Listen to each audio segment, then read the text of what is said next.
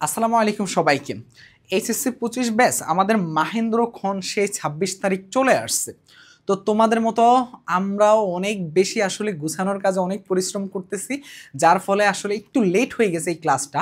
এখন জানি না, এখন রেকর্ড শুরু হয়েছে 5:30টার দিকে, জানি না কয়টা বাজে এটা কমপ্লিট হয়ে আপলোড হবে এডিটের পরে। যদি এডিটে না যাওয়া লাগে তাহলে আলহামদুলিল্লাহ। তো এই ক্লাসটা আলহামদুলিল্লাহ এই আশা করি যে একটু ভালো মতো আসলে এনজয় করবা এই ক্লাসটা। আমরা এখানে 250+ এমসিকিউ নিচ্ছি। এই আসলে অ্যানালাইসিসটাই হলো সবচেয়ে বেশি জরুরি, যাতে আমাদের টার্গেট ছিল যে এই সর্বোচ্চ এখান থেকে আমাদের কি মানে আমাদের হলো যে কমন ফালানো, এটা হলো আমাদের মেইন টার্গেট। তো যেহেতু আমাদের সেই মাহেন্দ্র খন আমাদের সেই সময়টা আমরা কি করব, অল্প সময়ের মধ্যে একটা ভালো প্রস্তুতি কমপ্লিট করার টার্গেট। তো আমাদের এমসিকিউগুলো আগে ভালো মতো কমপ্লিট করা লাগবে, তারপর আমরা সিকিউর কথা নিয়ে কাজ করব, ঠিক আছে? আপাতত এখন আসি মেইন কথায়। মেইন কথা কি? মেইন কথা হলো যে যেহেতু আমাদের এমসিকিউ মোটামুটি আমাদের কি এমসিকিউ মোটামুটি কমপ্লিট, এখন আমরা কি করব, তোমাদেরকে আমরা কি করবে, এই 250টা এমসিকিউ আমি সুন্দর করে কমপ্লিট করে দিব আজকের ক্লাসের মাধ্যমে। তো অ্যানালাইসিসে আমাকে তোমাদের একজন ভাইয়া অনেক বেশি হেল্প করছে, আমি তার কাছে কৃতজ্ঞ। তো আলহামদুলিল্লাহ এই অ্যানালাইসিসটা অনেক বেশি হেল্প করবে তোমাদের মেইন এক্সামে 26 তারিখ ইনশাল্লাহ। তো ক্লাসটা ভালো মতো করো, আশা করি বাংলা প্রথম পত্রে এমসিকিউ নিয়ে আর কোনো ভয় থাকবে না। চলো আমরা শুরু করে দেই। আমরা একেবারে প্রথমে গদ্য, তারপরে পদ্য, তারপর নাটক, তারপর উপন্যাস, সেইভাবে যাবো, ঠিক আছে? তো প্রথম দেখতেই পাচ্ছ যে গদ্যের প্রথম আমাদের অপরিচিত চ্যাপ্টার। আমরা একটু সংক্ষেপে চ্যাপ্টারের সম্পর্কে জানবো, তারপর আমরা চ্যাপ্টার সম্পর্কে এমসিকিউ সলভ করবো, ঠিক আছে? একটু একদম সারমর্ম একটু জেনে রাখাটা আমাদের জন্য ভালো। একদম সংক্ষেপে সেটা কি, অপরিচিতা গল্পটার মধ্যে তোমরা হয়তো বা জানো যে বর্তমান সময়ে আমাদের যে যৌতুক প্রথাটা আছে, এই যৌতুক প্রথা নিয়ে আমাদের মেইনলি আমাদের এই অপরিচিতা এই আমাদের গল্পটা। এখন এইখানের মধ্যে এটা সর্বপ্রথম কোন পত্রিকা প্রকাশিত হয় এটাই আমাদেরকে অনেক বেশি জানা থাকা লাগে, ঠিক আছে? এগুলো সব কিছু আমরা এমসিকিউর সময় দেখব। তো প্রথমত আমাদের এই যে অপরিচিতা গল্পের মধ্যে এটা আসলে বলতেছিল কে, যার সাথে এটা ঘটছে সে নিজেই আসলে এই কথাগুলো বলতেছিল। তো আমরা দেখব যে আসলে কি কি ঘটছে এখানের মধ্যে। এই অপরিচিতা গল্পের মধ্যে ধরো আমাদের যেই নর্মাল কালচার যেটা থাকে যে আমরা বিয়ের সময় যৌতুক নিতে আসি, তো যৌতুক নিতে আসি ভালো কথা, কিন্তু সেই যৌতুক প্রথার বিরুদ্ধে কিন্তু এখানে কি হয়েছে, একজন বাবা এবং বিশেষ করে বিরুদ্ধে মানে একটা ঘটনার কারণে কিন্তু দেখবা যে তোমরা হয়তোবা যৌতুক প্রথার বিরুদ্ধে একজন মেয়ের বাবা এতটা সাহসিকতার পরিচয় দিছে যে তার মেয়েকে বিয়ে না দিয়ে, যেটা আসলে নর্মালি কখনো এটা হয় না। কারণ অনেক সময় আমাদের এই সমাজে যেটা হয় যে একটা মেয়ের বিয়ে ভেঙে গেলে তখন আমাদেরকে কি করতে হয় বলো তো ভাইয়া, অনেক ঝামেলা, অনেক অনেক বেশি আমাদের কঠিন সময় পার করা লাগে। তো এই সব কিছুকে মানে সে সাইডে রেখে সে এত বড় একটা প্রতিবাদ করছে, এবং মেয়েটা কিন্তু সেটা খুব সুন্দর করে মেনে নিচ্ছে, বুঝতে পারতেছো? মানে এটা কিন্তু শুধু একজন বাবার না, বাবার সাথে কিন্তু মেয়েকেও সেই জিনিসটা কি করতে হতো মেনে নেওয়ার একটা সক্ষমতা থাকতে হতো, যেটা আমরা এই গল্পে দেখতে পেয়েছি। তো এই পুরো গল্পটা মেইনলি আমাদের যৌতুক প্রথার বিরুদ্ধে একটা গল্প, এবং আমাদেরকে সোচ্চার করতেছে এই বর্তমানে যে যৌতুক প্রথাটা আছে সেটা যেন আমরা কিন্তু প্রত্যেকটা বিয়েতে কম বেশি এখনো এই কালচারটা রয়ে গেছে, কিন্তু প্রতিবাদ করা বা ওইভাবে আমরা, তো এই জিনিসটা নিয়ে আসলে এই গল্পটা আমাদের তৈরি করা বা এই জিনিসটা হয়েছে। এবং তোমরা দেখবে যে প্রথমেই এইখানের মধ্যে আমাদের একদম গল্পের প্রথমে যখন তোমরা দেখছো যে যিনি আসলে এই গল্পটা বলতেছিল তিনি নিজেই কিন্তু বর ছিল, তাই না? আমরা এটা জানি। তো আমরা সবগুলা জিনিস আস্তে আস্তে এমসিকিউ সলভ করতে করতে জানবো। এটা হলো খুবই সামারি, একদম সংক্ষেপে আমরা এইটুকু জেনে রাখবো যে এটা আসলে মেনলি ঘটনাটা কি, মানে কি নিয়ে আসলে ঘটনাটা, ঠিক আছে? চলো আমরা শুরু করে দিই ভাইয়া। আমরা শুরু করে দিই। আমাদের প্রথম এমসিকিউটা বলতেছে যে ঠাট্টা সম্পর্কটাকে স্থায়ী করিবার ইচ্ছা আমার নাই। এটা কে বলছিল বলতো? এটা কি অনুপম বলছিল? অনুপম বলতো? অনুপম তো কখনো চায় নাই যে তার বিয়েটা ভেঙে যাক, তাই কিনা বলতো ভাইয়া? তাহলে অনুপম বলে নাই, তাহলে এটা কে বলছে? কল্যাণী বলছে? কল্যাণী তো এটা বলার কথাই না। কেন কল্যাণী বলার কথা না বলতো ভাইয়া? কল্যাণী ওই জায়গাটায় ছিল না, ওই যে আলোচনার মাঝে ছিল না, তার মানে কল্যাণীও হচ্ছে না আমাদের। অনুপমের মা তো ওখানে ছিল না, বিয়ের অনুষ্ঠানে তো অনুপমের মা আসেনি। তাহলে কে আছে? শম্ভুনাথ বাবুর। তাহলে কে বলতো ভাইয়া? অ্যান্সার হবে কি আমাদের? শম্ভুনাথ বাবুর। মানে ঠাট্টা সম্পর্কটাকে স্থায়ী করিবার ইচ্ছা আমার নাই, এটা কে বলছে? শম্ভুনাথ বাবু বলছে। এই জিনিসটা আমাদের প্রথম এমসিকিউর উত্তর। চলো আমরা নেক্সট এমসিকিউতে যাব। ওকে, তাহলে আমরা দেখো এখানের মধ্যে এখন আমাদের যে জিনিসটা জানা লাগবে যে আসলে এখানের মধ্যে অনুপম এবং কল্যাণীর কি হচ্ছিল বলো তো ভাইয়া, বিয়েটা হচ্ছিল। আমরা কম বেশি এগুলো স্বাভাবিকভাবে জানি। আর অনুপমের মা, অনুপমের মামা, তারপরে কে আসছিল, শম্ভুনাথ বাবু। তো বিয়ের অনুষ্ঠানে কে কে মেনলি গেছিল বলো তো ভাইয়া? অনুপমের সাথে অনুপমের মামাই তো মেনলি সব দায়িত্বগুলো পালন করতেছিল। আর শম্ভুনাথ বাবু কে ছিল বলো তো ভাইয়া? কল্যাণীর বাবা, যেটাকে আমরা অনুপমের শ্বশুর বলবো। ঠিক আছে, মানে শ্বশুর হওয়ার কথা ছিল, হয় নাই। ওকে, তো আসলে তুমি একটা জিনিস চিন্তা করে দেখো, একটা বিয়ে ভাঙ্গার পরে তুমি দেখো এই যে অনুপম, সে তো কত আশা নিয়ে সে কিন্তু পড়াশোনা করছে। বিষয়টা একটা কাহিনীটা হলো কি, সে কিন্তু পড়াশোনা করে একজন শিক্ষিত একটা ছেলে, বিশ্ববিদ্যালয় থেকে পড়াশোনা করছে এবং অনেক ডিগ্রি অর্জন করে কিন্তু তারপরে সে কিন্তু তার পরিবার প্রথার মানে পরিবারের বাইরে কিচ্ছু নেওয়ার ক্ষমতা তার কাছে নাই। সে পুরাটাই তার মা ভক্ত ছিল এবং তার মামা বা মা তারা যে ডিসিশন নিত সে সেটাই মেনে নিত। এই ঘটনাটা কিন্তু এরকম ভাবেই আসলে আমাদের নির্মিত হয়েছিল। অনুপম নিজেই কিন্তু অনেক কষ্ট নিয়ে এই ইয়াটা মানে সে প্রকাশ করতেছিল, দেখবা যে বলতেছিল যে এক এক করে। এরপরে যে জিনিসটা হলো কি, আর এখানের মধ্যে কল্যাণী যে মেয়েটার সাথে এটা হয়েছে, বুঝতে পারতেছো তাদের অবস্থাটা কতটা কঠিন ছিল। তারপরে কিন্তু কল্যাণী এত বড় একটা সিদ্ধান্ত নিছিল লাইফের, তাই না? চলো এরপরে নেক্সট এমসিকিউতে আমরা যাই। এমসিকিউ 2 তে বলতেছো অপরিচিতা গল্পে কল্যাণী মাতৃআজ্ঞা বলতে কি বুঝিয়েছেন বলো তো? মাতৃআজ্ঞা বলতে আসলে কি বোঝানো হয়? এখানে মধ্যে মায়ের আদেশ, এটা কে? এটা হলো কল্যাণী বুঝাচ্ছে। কল্যাণী কখন আসলে মাতৃআজ্ঞা এই জিনিসটা হয়েছিল বলো তো ভাইয়া? যখন তার বিবাহটা ভেঙে গেছিল তখন সে কিন্তু একটা ডিসিশন নিয়ে সে কিন্তু সামনে আগাচ্ছিল, তাই না? তো এখানে মায়ের অনুরোধ না ভাইয়া, মায়ের আদর্শ না, মায়ের অনুরোধ না, নারী শিক্ষার ব্রত না ভাইয়া, এটা কি হবে? দেশ সেবায় আত্মনিয়োগ করার জন্যই কিন্তু কল্যাণী এই মাতৃআজ্ঞা বুঝিয়েছে। মানে কল্যাণী কি বলতো, দেশের সেবা করার প্রথা নিয়ে আগাচ্ছিল লাইফে। ঠিক আছে, যখন এই ঘটনা এত বড় তার লাইফে একটা এই মোমেন্টটা গেছিল। ঠিক আছে, এরপরে আসো ভাইয়া, আস্তে আস্তে আসি আমরা। যদি আমার কোথাও ভুল হয় বা আমার কোথাও যদি ত্রুটি থাকে তোমরা অবশ্যই আমাকে কমেন্টে ভুলগুলো ধরিয়ে দিবে। ঠিক আছে, তো ভুল হওয়ার চান্স খুবই কম আলহামদুলিল্লাহ। যদি আল্লাহ রহমত দেয় তোমাদেরকে একটা ভালো সাপোর্ট দাও, আমাদের একটা হলো মেইন টার্গেট প্রত্যেকটা সাবজেক্টে তোমাদের জন্যই কিন্তু বাংলা পড়ানো আমার লাইফে। ঠিক আছে, এতটা স্টাডি করে আসলে পড়াতে আসা খুব কঠিন একটা বিষয়। এরপর আসো, অনুপমের বাবার প্রথম অবকাশ ছিল কোনটি বলো তো ভাইয়া? অনুপমের বাবার প্রথম অবকাশ ছিল কোনটি? এখানের মধ্যে কি কি আছে বলো তো ভাইয়া? তীর্থযাত্রা, সংহিত পাঠ, চাকরি থেকে অপশন না ভাইয়া। তার কি ছিল বলো তো ভাইয়া? মৃত্যু ছিল। তার প্রথম অবকাশ ছিল কোনটা? মৃত্যু। এগুলা নিচের কোনোটাই নয়। এরপরে আসো, বেহাই সম্প্রদায়ের আর যাই হোক কি থাকে দোষের বলো তো ভাইয়া? বেহাই সম্প্রদায়ের আর যাই হোক কি থাকে দোষের? এখানের মধ্যে কি বলতেছে বলো তো ভাইয়া? প্রতিপত্তি, সম্মান, আত্মমর্যাদা নাকি তেজ? বলতেছে বেহাই সম্প্রদায় আর যাই হোক কি থাকে দোষের। তোমার কি বলো তো ভাইয়া? তেজটা থাকে কি, দোষের থাকে কি? তেজ তেজ তেজ তেজ তেজ। ঠিক আছে ভাইয়া, তেজ তেজ। ঠিক আছে, আর ক্লাস দিতে আসলে দেখবা যে আমার সাথে সবসময় একটা জিনিস ঘটে, আমি যখনই ক্লাসে ঢুকবো তখনই যত সব কাজ, যত সব মেসেজ, আমার পার্সোনাল নাম্বারে যত সব কল সব আসা শুরু হয়। আর যখন ক্লাসের বাইরে থাকি তখন এগুলো থাকে না। এই যে এখন একজন মেসেজ দিছে, তোমাদের সাথেই কেউ একজন হয়তো বা। ঠিক আছে, ওকে, তাহলে মানে কি এখানের মধ্যে কি কি হবে না বলো তো ভাইয়া? এখানের মধ্যে প্রতিপত্তিও হবে না, সম্মানও হবে না, আত্মমর্যাদাও হবে না। ঠিক আছে, ওকে। অপরিচিতা কোন পুরুষের জবানিতে লেখা গল্প বলো তো ভাইয়া? অপরিচিতা। আচ্ছা, এগুলো আবার আমরা কি বলো তো ভাইয়া একটু জেনে রাখতে হবে। ঠিক আছে, কারণ কখন কোনটা দিয়ে দেয় আমাদের বলা মুশকিল। এটা কি মনে রাখবা? উত্তম পুরুষ জাস্ট একটু মনে রাখলেই আমরা এগিয়ে যেতে পারবো। ঠিক আছে, তার মানে কি অপরিচিতা কোন পুরুষের জবানিতে লেখা গল্প? সেটা হলো যে উত্তম পুরুষ। ঠিক আছে, এরপরে আসো, আসর জমাতে অদ্বিতীয় কে?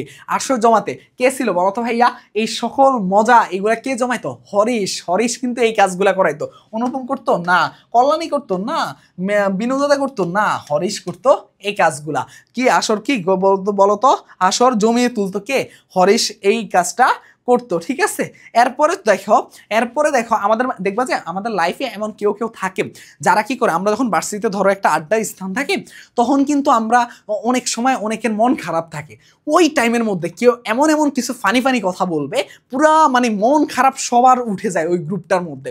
মানে আমরা যখন একসাথে একটা গ্রুপ নিয়ে বসে আড্ডা দিতে বসি ভার্সিটিতে, দেখবা যে তোমরা যখন আলহামদুলিল্লাহ অ্যাডমিশনের পরে ভার্সিটিতে আসবা, তোমরা দেখবা যে বাংলাদেশের যত ভার্সিটিগুলো আছে, যেই ভার্সিটিতে যত বেশি পড়াশোনা হয় সেই ভার্সিটিতে তত বেশি মজা হয়, সেই ভার্সিটিতে তত বেশি ফ্রেন্ড সার্কেল থাকে। এটা মনে রাখবে, এটা হলো বিশ্ববিদ্যালয়ের রুলস, ঠিক আছে? দেখবা যে বুয়েটের শিক্ষার্থীরা যেমন পড়াশোনা করে তেমনি মজা করবে। আবার দেখবা যে তোমার হলো যে একটা অন্যান্য অনেক অনেক তো আমাদের কাছে মনে হয় না যে এই বিশ্ববিদ্যালয়ের কোনো পড়াশোনা নেই, যে এই বিশ্ববিদ্যালয়ে পড়াশোনা, ওই বিশ্ববিদ্যালয় স্টুডেন্টদের মধ্যে বন্ডিংও নাই। কারণ কি হয় বলো তো ভাইয়া, যত বেশি পড়াশোনা তত বেশি কানেক্ট থাকা লাগে, আর যত বেশি কানেক্ট থাকবে তত বেশি কি হবে বলো তো ভাইয়া, বন্ডিং বাড়বে। এই জন্য দেখা যায় যে এই বিশ্ববিদ্যালয়গুলোতে পড়াশোনার চাপ বেশি হয়, সেখানে বন্ডিং। তো ওই যে আড্ডার স্থানে কি হয়, আড্ডার স্থানে মন খারাপ থাকে সবার, মুখ মন মরা, অথবা ধরো আজকে সিটির রেজাল্ট দিচ্ছে, হয়তোবা ধরো আজকে টার্মের রেজাল্ট দিচ্ছে, অথবা ধরো আজকে ফাইনালের রেজাল্ট দিচ্ছে, সবাই মন খারাপ করে বসে আছে। এমন একজন থাকে যার কোনো মনোচিল নাই, মানে যার কোনো কষ্ট নাই, দুঃখ নাই, রেজাল্ট যাই হোক তার কিচ্ছু যায় আসে না, সে শুধু সবাই নিয়ে মাতিয়ে থাকে। তো এমন একজন, সেটা কে বলো তো ভাইয়া? এখানে আমাদের কে ছিল বলো তো? হরিশ ছিল এমন। ওকে ওকে, এরপরে আসো ভাইয়া, কল্যাণের বিয়ে না করার কারণ কি ছিল বলো তো ভাইয়া? অবশ্যই এটা কিন্তু জানা খুব দরকার। দেখো, একটা মেয়ের বিয়ে হচ্ছিল, অবশ্যই সে এখানের মধ্যে একটা বড় ঘটনা ঘটছিল, তোমরা তো সবাই জানি আমরা, তাই না? কি ঘটনা ঘটছিল, কারণ অনুপমের ওখানে মামা কি ঘটনা ঘটাইছিল আমরা কিন্তু সবাই জানি। তো এমতা অবস্থায় যেখানে এই মানে একটা মেয়ের বাবা এরকম ডিসিশন নেওয়ার চিন্তা করছে, সেখানে মেয়ে তো আরো আসলে মেয়ের জন্য তো তার বাবা এরকম ডিসিশন নিচ্ছিল, তাই না? তাহলে কি কল্যাণের অবশ্যই কি ছিল, আত্মমর্যাদা ছিল বলেই কিন্তু সেও তার বাবার সম্মতিতে এই ডিসিশনটা ফাইনাল হয়েছে। তার মানে কি, এটা আত্মমর্যাদা হবে, অপবাদও না, লোকলজ্জাও না, পিতার আদেশও না। কিন্তু কি বলতো ভাইয়া, পিতার আদেশ হইলো সেটা কি, দেখো এত বড় একটা ঘটনা, এটা হলো মেনলি তো কল্যাণীর লাইফের একটা বড় একটা এই জিনিসটা অংশ, তাই না? তো সেখানে সে তার নিজের আত্মমর্যাদার কারণেই কিন্তু এত বড় একটা ডিসিশন নিছিল, ঠিক আছে? এরপরে আসো ভাইয়া, এরপরে আসো, একই প্রশ্ন ডাবল হয়ে গেল।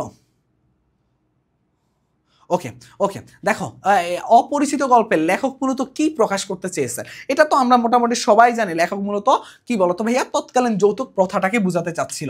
তিনি আসলে শিক্ষার গুরুত্বকেও বুঝায়নি, কারণ শিক্ষার গুরুত্ব কিন্তু এখানে সবাই শিক্ষিত ছিল মেনলি, বাল্য বিবাহ রোধ না, তিনি আসলে যৌতুক প্রথাটাকে মেনলি হাইলাইট করছিল। এটা মেইন আমাদের ছিল যৌতুক প্রথা, খুবই গুরুত্বপূর্ণ ভাইয়া, খুবই গুরুত্বপূর্ণ। আমাদের পরীক্ষায় কিন্তু এই এমসিকিউটা আসার চান্স অনেক বেশি, ঠিক আছে? এই এমসিকিউটা আসার চান্স আমাদের অনেক বেশি আছে, মনে রাখবা, ঠিক আছে?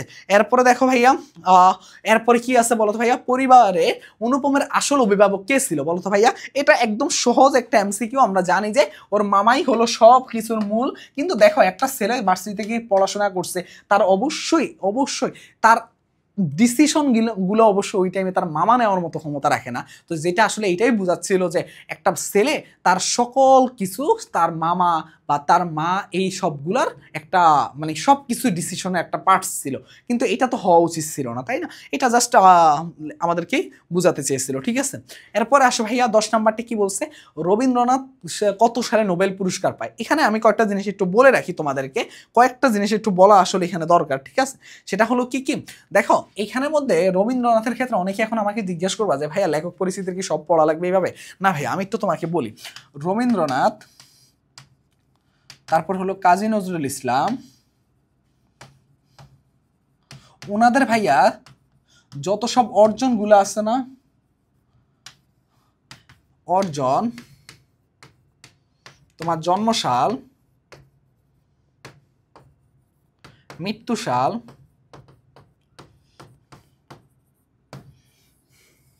এগুলো একটু মনে রাখতে হবে ভাইয়া, কষ্ট হলেও এগুলো একটু মনে রাখতে হবে।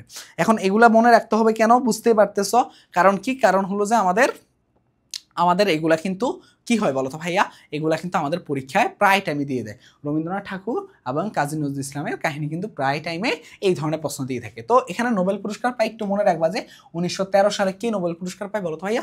রবীন্দ্রনাথ নোবেল পুরস্কার পায়, ঠিক আছে? 1913 সালে, এটা একটু মাথায় রাখবে, 1913 সালে। তবে এখানে তার জন্মসাল এবং মৃত্যুসালও মনে রাখতে হবে তোমাকে, এবং আরেকটা জিনিসও মনে রাখবে, কাজী নজরুল ইসলামের জন্মসাল এবং মৃত্যুসাল, এই কয়েকটা জিনিস তোমাকে কি রাখতে হবে, মনে রাখতে হবে, ঠিক আছে? যেহেতু আমাদের এইটা মেনলি রবীন্দ্রনাথ ঠাকুরের লেখা, তো তার একটু ইয়ারগুলা লিখে নাও, জন্মসালগুলো একটু লিখে নাও এক জায়গায় থাকলে তোমাদের মনে রাখতে সুবিধা হবে। তার জন্মসাল হলো 1861-তে, 1861 থেকে সে মৃত্যুবরণ করছে কবে, 1941-এ। তো সালগুলোই মেনলি দেয়, তোমার আবার এরকম দেয় না যে কত তারিখে, কত 7ই মে। তার ধরো জন্মসাল হয়েছে 1861 সালে 7ই মে, আর মৃত্যু সাল হলো 1941 সালের কত বলো তো ভাইয়া, 7ই আগস্ট। তার কোথায় হয়েছিল বলো তো ভাইয়া, কলকাতা জোরসাগর ঠাকুর পরিবারে তার কিন্তু জন্ম হয়েছিল, তাই না? এগুলা কিন্তু আমরা কম বেশি সবাই জানি, ঠিক আছে? ওকে, এই কয়েকটা জিনিস আমাদেরকে কি করতে হবে, মাথায় রাখতে হবে, আর তার কিছু অর্জনগুলো আমাদেরকে নিয়ে রাখতে হবে। আর সে নোবেল পুরস্কার পেয়েছে 1913 সালে। ওকে, এরপরে আসো ভাইয়া 11 নম্বর প্রশ্নে আসি। আমরা এখন ধাপে ধাপে ধাপে ধাপে সবগুলো জিনিস আমরা করব, ঠিক আছে? আসো 11 নম্বরে চলে আসো। 11 নম্বরে কি বলতেছে, 11 নম্বরে বলতেছে যে কন্যার রূপ বর্ণনায় বিনদাতা কি বলেছিলেন। দেখো, যখন ওই যে তোমার হলো যে কন্যাকে দেখে আসছিল, তখন একটা আমাদের এই সমাজে এমন হয় না, দেখবা যে আমাদের মধ্যে এমন থাকে যে আমাদের কিছু ফ্রেন্ড সার্কেলের গ্রুপ থাকবে, দেখবা এখান দিয়ে ধরো একটা মেয়ে যাচ্ছিল, তো ও ধরো ভুলক্রমে কোনো কারণে দেখো চোখ পড়ছে এইভাবে, আমাদের গল্পের আড্ডার মধ্যে আল্লাহ মেয়েটা নিশ্চয় তোকে পছন্দ করছে, মেয়েটা না হলে তোর দিকে তাকাতোই না, এরকম নানান গল্পগুলো আমরা করি না? তাও এরকম আমাদের কি থাকে, আমাদের প্রচুর এক্সাইটমেন্ট থাকে, আমাদের হরমোনগুলো প্রচুর আমাদের কি হয় বলতো, রিলিজ হতে থাকে, যার ফলে আমাদের অনেক আনন্দ লাগতে থাকে যে না, সে আমার দিকে তাকিয়েছে। এই জিনিসটা কিন্তু আমাদের ফিল হয়। আর বিশেষ করে এই যে মানে বিশেষ করে এই যে বয়সটা থাকে, যখন এই যে আমাদের এই যে একটা ট্রানজিশন যে বয়সটা থাকে, এই বয়সটাতে এই জিনিসটা বেশি ফিল হয়। এই জায়গাতে যেটা হয় যে ধরো একটা মেয়েকে দেখে আসছে, এখন যে হাজব্যান্ড মানে যে বিয়ে করবে, তার তো মনের মধ্যে হাজারটা প্রশ্ন, কে দেখতে কেমন, মায়াবী কিনা, হাজারটা প্রশ্ন। তো এখানে যখন দেখে আসছিল, তখন তো সে তো মানে আমাদের অনুপমে তো তর্স হইতেছিল না। তখন মিন্দাদা আসলে বলতেছিল যে আসলে কি বলতেছিল, দেখো, মন্দ নয় হে, খাঁটি শোনা বটে, খাঁটি শোনা হে। তো এখানে আসলে কি বলতেছে যে এখানে আসলে তোমার এখানে মন্দ নয় মানে খারাপ না, অবশ্যই ভালো দেখতেছিল। তারপরে হলো কি, খাঁটি শোনা বটে মানে খাঁটি শোনা মানে কি, এই যে একদম পুরা আমরা বলি না যে কিছু জিনিস থাকে না যে একদম খাঁটির মতো, মানে একদম পুরা থাকে না যে একদম আসল আসল আসল একটা ফিল আসে, ওই জিনিসটাই বুঝিয়েছে এই দুইটা দিয়ে। তো এখানের মধ্যে কন্যার রূপ বর্ণনা আসলে বিন্দাতা এই দুইটা জিনিসে বলছিলেন, কিন্তু তিনি কাঠি শোনা হে এটা বলে না, এই প্রথম দুইটাই বলছিল, ঠিক আছে? একটু মনে রাখতে হবে, ঠিক আছে? একটু মনে রাখতে হবে। এরপরে দেখো, কল্যাণীকে মামার পছন্দ করার কারণ কি ছিল। দেখো, কল্যাণীকে তো তার মামা, অবশ্য মামার সাথে তো ওই বিন্দাতা গেছিল। তো এখন পছন্দ করার কারণ কি ছিল আসলে মামার, সেটা একটু আমাদের, টাকার প্রতি লোভ, বাবা মায়ের একমাত্র সন্তান, নাকি গুণবতী ও রূপসী, এটা আমাদের কি বলতো ভাইয়া, কি কারণে ছিল? মামার ক্ষেত্রে কি ঘটছিল, মামার ক্ষেত্রে ঘটছিল যে টাকার প্রতি একটা লোভ ছিল, আর কি ছিল, গুণবতী এবং রূপসী, দুইটা জিনিসের কারণেই কিন্তু কি মামার পছন্দ হয়েছিল। মামার আবার একমাত্র সন্তান, এই কারণে না, তোমার হলো যে এই দুইটা কারণে তোমার কি হয়েছিল বলতো ভাইয়া, পছন্দ হয়েছিল কল্যাণীকে, ঠিক আছে? এরপরে আসো ভাইয়া, অপরিচিত গল্পের কনের বাপ কেন কেবলই সবুর করেছেন, মানে সবুর মানে হলো ধৈর্য, ঠিক আছে? সবুর মানে কি, ধৈর্য ধরেছেন। তো অপরিচিত গল্পের কোণের মানে এখানে কন মানে কনের হবে, ঠিক আছে? কনের বাপ, ঠিক আছে? কনের বাপ কেন কেবলই সবুর করেছেন, ঠিক আছে? কেবলই সবুর করেছেন, ঠিক আছে? লাইনটা একটু কঠিন মনে হচ্ছিল, তাই না? তো আসো দেখো কেন করছিলেন, লক্ষ্মীর মঙ্গল গড় শূন্য বলে, বরের হাট মহাজ্ঞ বলে, যোগ্য বর খুঁজে না পাওয়া। হ্যাঁ, অবশ্যই যোগ্য বর খুঁজে পায় না বলে তো অবশ্যই সে মানে করছিল, অপেক্ষা করতেছিল। আর কি, বরের হাট মহার্ঘ বলে, কিন্তু লক্ষ্মীর মঙ্গল গড় শূন্য বলে এইটার কোনো কারণ নাই। তিনি মেনলি খোয়ার গয়ের জন্য, মানে এই দুই আর লাস্টের দুইটার জন্যই তিনি কি করছিল বলতো, সবুর করেছেন, ঠিক আছে? সবুর মানে কি, অপেক্ষা করা বা ধৈর্য ধরেছেন তিনি, ঠিক আছে? আমরা বলি না যে এই তুই সবুর কর, এই তুই সবুর কর, এত তাড়াহুড়া করিস কেন, দিব তো আমরা বলি না এগুলা। তো অনেকটাই তিনি সেই কারণে ছিল, ঠিক আছে? এরপরে আসো ভাইয়া 15 নাম্বারটাই আসি আমরা, কল্যাণীর বয়স কত ছিল। এইখানের মধ্যে একটা ঝামেলা লাগে, এখানে কয়েকজনের বয়স, আমাদের অনুপমের বয়স কত ছিল। অনুপম যখনই আমাদের এই গল্পটা যখন বলতেছিল, তখন উনি একদম প্রথম একটা লাইন ছিল, আজ আমার বয়স 27 মাত্র। ও যখন লিখতেছিল তখন এই কথাটা বলতেছিল, তাই না? তো এখানের মধ্যে কল্যাণীর বয়স তখন কত ছিল, এখানে অনেকের অনেকগুলা জিনিস নিয়ে কনফিউজ থাকে, ঠিক আছে? সব সময় মনে রাখবা কল্যাণীর বয়স কত ছিল বলো তো ভাইয়া, তখন 15 বছর ছিল। কল্যাণীর বয়স কত ছিল, 15 বছর। এটা কোন বয়স বোঝাচ্ছে বলো তো ভাইয়া, যখন আসলে বিয়ের কথাগুলো চলতেছিল সেই বয়সের কথা জিজ্ঞাসা করতেছিল, ঠিক আছে, ওই টাইমটাতে।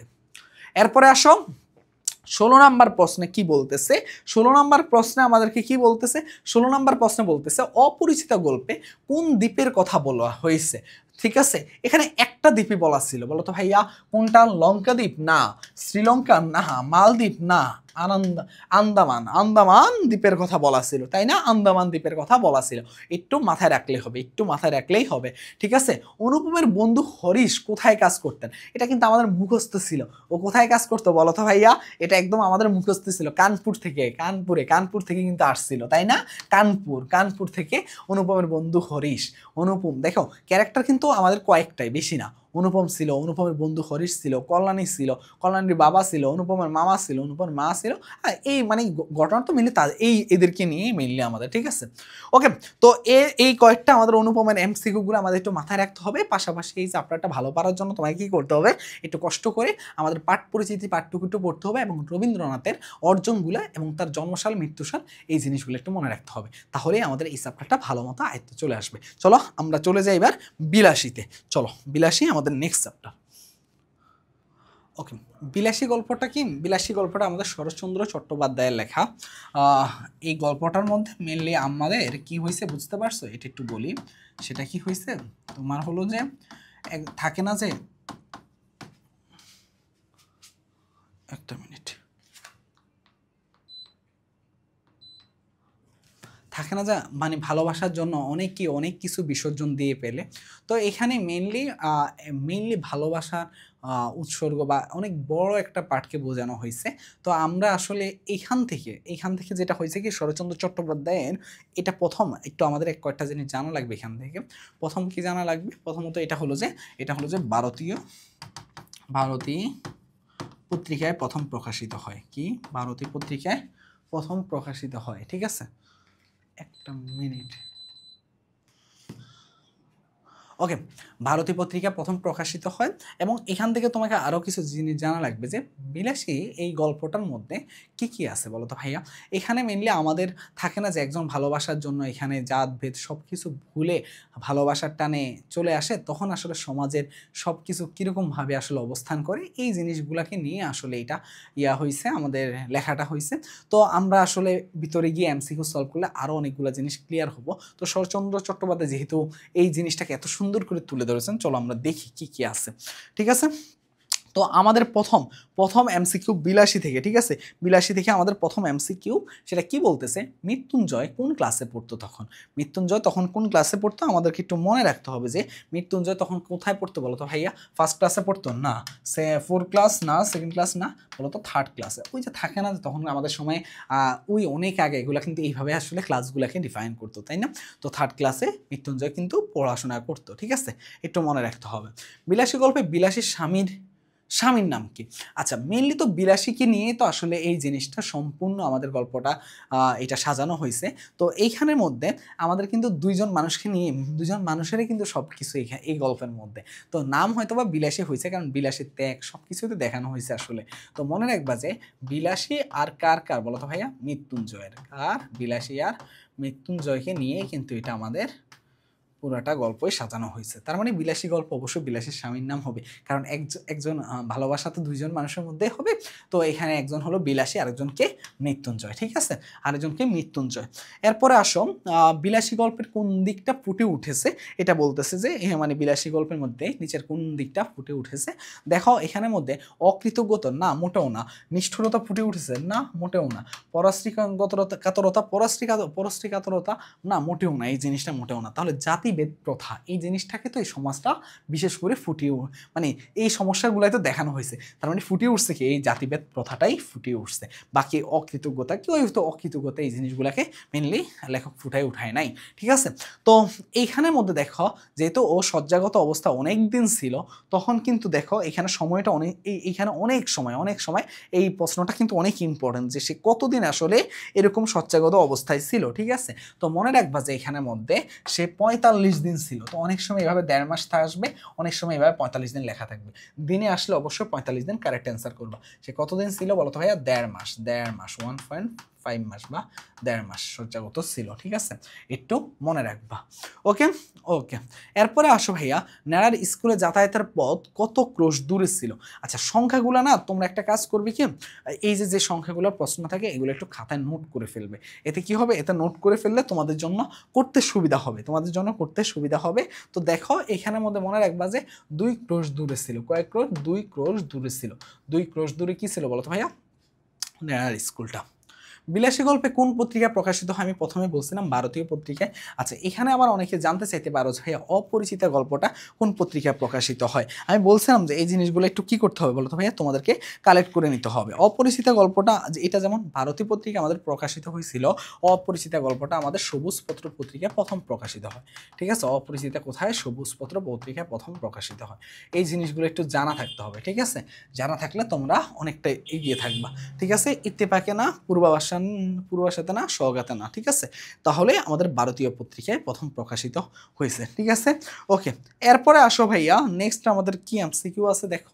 24 নাম্বারটা কি বলতেছে, ঘন জঙ্গলের পথ একটু দেখে পা ফেলে যেও, উক্তিটি কার, উক্তিটি কে বলছে, মানে একটা ঘন জঙ্গল মানে সাবধানতা অবলম্বন করতে আসলে কে বলতেছিল এখানের মধ্যে আমাদেরকে। দেখো ভাইয়া এখানে বিলাসী বলতেছিল যে তোমাকে কি ঘন জঙ্গলের পথ যেহেতু একটু দেখে পা ফেলে যাও, ঠিক আছে। কে বলছে, বিলাসী।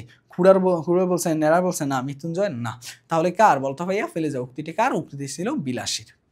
এরপরে আসো ভাইয়া, রম্বার কাদি শব্দের অর্থ কি।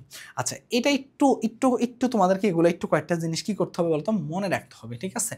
এখন যে সবচেয়ে পড়তে হবে এমন না, আমি যেগুলো যেগুলো বলতেছি এগুলো একটু পড়ে রাখবা, ঠিক আছে। রম্বার কাদি শব্দের অর্থ হলো কলা ছড়া, কলা ছড়া, ওই যে আচ্ছা তোমরা এই জিনিসটা হয়তো দেখো নাই, কিন্তু আমাদের সময় আমরা মানে এই জিনিসগুলো দেখতাম। আমরা বলতো কলা ছড়া এই জিনিসটা কোথায় দেখা যায়, আমরা মানে ছোটবেলায় কেন, এখনো তুমি যাদের কলা গাছ আছে, আমার ভার্সিটিতে অনেক অনেক কলা গাছ আছে, ঠিক আছে। তো কলা গাছের মধ্যে তোমার হয়েছে যে এই বড় বড় কি থাকে বলো তো ভাইয়া, কলা দেখবা যে এইভাবে ছড়াটা তার সাইডে সব কলা ধরে থাকে, তো ওইটাকে আমরা বলি কলা ছড়া, ঠিক আছে। তো রম্বার কাদি শব্দের অর্থ কি বলো তো ভাইয়া, কলা ছড়া, একটু মনে রাখবা, ঠিক আছে। ওকে, তারপরে দেখো 26 নাম্বার এমসিকিউ আমাদের জন্য কি বলতেছে, দেখো নেড়া হুমায়ুনের পিতার নাম কি লিখে, নেড়া হুমায়ুনের পিতার নাম কি লিখে বলো তো ভাইয়া, চেঙ্গিস খা, তোগলক খা, নাকি বাবর খা, নাকি কে বলো তো ভাইয়া, বলো বলো বলো বলো কে হবে, তোগলক খা, বুঝতে পারছো, তোগলক খা একটু মুখস্থ রাখতে হবে, ঠিক আছে। কার বলো তো ভাইয়া, নেড়া হুমায়ুনের পিতার নাম ছিল। এরপরে দেখো ভাইয়া আমাদের 27 নাম্বার এমসিকিউতে বলতেছে শরৎচন্দ্র চট্টোপাধ্যায় কোন জেলায় জন্মগ্রহণ করেন। দেখো ভাইয়া শরৎচন্দ্র চট্টোপাধ্যায় কোন জেলায় জন্মগ্রহণ করেন, উনি আসলে আমাদের কি জন্মগ্রহণ করছিল বলতো, আমাদের রবীন্দ্রনাথ ঠাকুর কোথায়, কলকাতায় জন্মগ্রহণ করছে। আর মনে রাখবে শরৎচন্দ্র চট্টোপাধ্যায় হুগলিতে জন্মগ্রহণ করছে। কোথায় জন্মগ্রহণ করছে, হুগলিতে, ঠিক আছে। ফেনীতেও না, 24 পরগনা, পাবনায় না, হুগলিতে, ঠিক আছে। দেখো 28 নাম্বার, এটা কত নাম্বার ছিল, এটা ছিল 27 নাম্বার। 28 নাম্বার এমসিকিউটাতে দেখো আমাদেরকে কি বলতেছে, আমাদেরকে বলতেছে যে মৃত্যুঞ্জয়ের বাগানের অর্ধেকাংশ কে দাবি করতেন বলো তো ভাইয়া, কে দাবি করতেন, খুড়া দাবি করতেন নাকি নেড়া দাবি করতেন। এই যে দুজনকে নিয়ে তো তোমাদের মিলে ঝামেলা পাকে যে খুড়া নাকি নেড়া, বলো তো খুড়া নাকি নেড়া, কমেন্ট করে জানাবা, ঠিক আছে। কে দাবি করতো, খুড়া দাবি করতো, খুড়া, ঠিক আছে। কে দাবি করতেন, খুড়া দাবি করতেন বাগানের অর্ধেকাংশ, ঠিক আছে। নেড়াও না, সাপুরাও না, বুদেব বাবুও না, ঠিক আছে। ওকে, এবার আসো ভাইয়া 19 নাম্বারটা কি বলতেছে, বিলাসী গল্পের গ্রামের ছেলেদের স্কুলে যেতে হয়, ঠিক আছে। এখন গ্রামের ছেলেদের স্কুলে যেতে হয় এই জিনিসটা কি বলতো ভাইয়া, এখানের মধ্যে বলতেছে কি বর্ষার দিনে 1 হাঁটু কাদা ভেঙে স্কুলে যেতে হয়, 2 ক্রোশ পথ পায়ে হেঁটে, দেখছিলাম বললাম না ওই যে ওখানে কতটুকু পায়ে হেঁটে সংখ্যাটা মনে রাখতে বলছিলাম, সেটা 2 ক্রোশ। আর গ্রীষ্মের দিনে ধুলা সাগর সাঁতার, এগুলা সব পায়ে দিয়ে, হ্যাঁ 3টা জিনিসই করে কিন্তু তাদেরকে কি করতে হইতো বলতো ভাইয়া, গ্রামের ছেলেদেরকে স্কুলে যেতে হইতো, ঠিক আছে। এরপরে আসো ভাইয়া, এরপরে আসো দেখো কি বলতেছে, যে ব্যারাকের সাপ ধরার বিদ্যা শেখাতে বিলাসীর আপত্তি ছিল, কারণ বিলাসীর অপছন্দের ছিল, শক্ত ও ভীতিকর ছিল। দেখো ব্যারাকের সাপ ধরার বিদ্যা শেখাতে বিলাসীর আপত্তি করার মেইন কারণটা কি ছিল, মেইন কারণটা ছিল প্রথমত শক্ত ও ভীতিকরও ছিল, এবং পাশাপাশি বিলাসীর কি ছিল, এটা আসলে পছন্দ ছিল না, প্রতারণামূলক এটা না, মেইনলি তো তার পছন্দ শক্ত এবং ভীতিকর, আর হলো যে বিলাসীর অপছন্দ ছিল বলে। এরপরে আসো 31 নম্বর এমসিকিউ আমাদের কি বলতেছে। 31 নম্বর এমসিকিউ বলতেছে বিলাসী গল্পে কোন সমাজের কথা বলা হয়েছে। অবশ্যই এখানে রক্ষণশীল হিন্দু সমাজটাকেই বোঝানো হয়েছে। আমরা দেখলাম যে আসলে এই সমাজের মধ্যে কতগুলা বাধা বিপত্তি পেরিয়ে কিন্তু আসলে এই জিনিসটা হয়েছিল। তো আমাদের এইখানের মধ্যে একটা জিনিস মনে রাখবা যে এখানের মধ্যে খ্রিস্টান সমাজ, বৌদ্ধ সমাজ না, শুধুমাত্র কি রক্ষণশীল হিন্দু সমাজকে এটা বোঝানো হয়েছে। 32 নম্বর এমসিকিউতে আসো, বিলাসীর আত্মহত্যার কারণ কি। দেখো, একটা মানুষ আত্মহত্যা কখন ডিসিশন নেয়, অবশ্যই এমন একটা খারাপ সিচুয়েশন, এমন একটা সময় আসার পরেই কিন্তু সে ডিসিশন নেয়। তো বিলাসীর ক্ষেত্রে কারণটা কি ছিল। দেখো, বিলাসীর ক্ষেত্রে কারণটা ছিল আমাদের কি, বিলাসীর ক্ষেত্রে কারণটা ছিল স্বামীর শোক, ভালোবাসাকে জীবন্ত রাখা আর নিষ্ঠুর সমাজ ব্যবস্থা। মেইনলি তো নিষ্ঠুর সমাজ ব্যবস্থা এটা ছিল, পাশাপাশি সে চেয়েছিল কি ভালোবাসাকে জীবন্ত রাখার জন্য।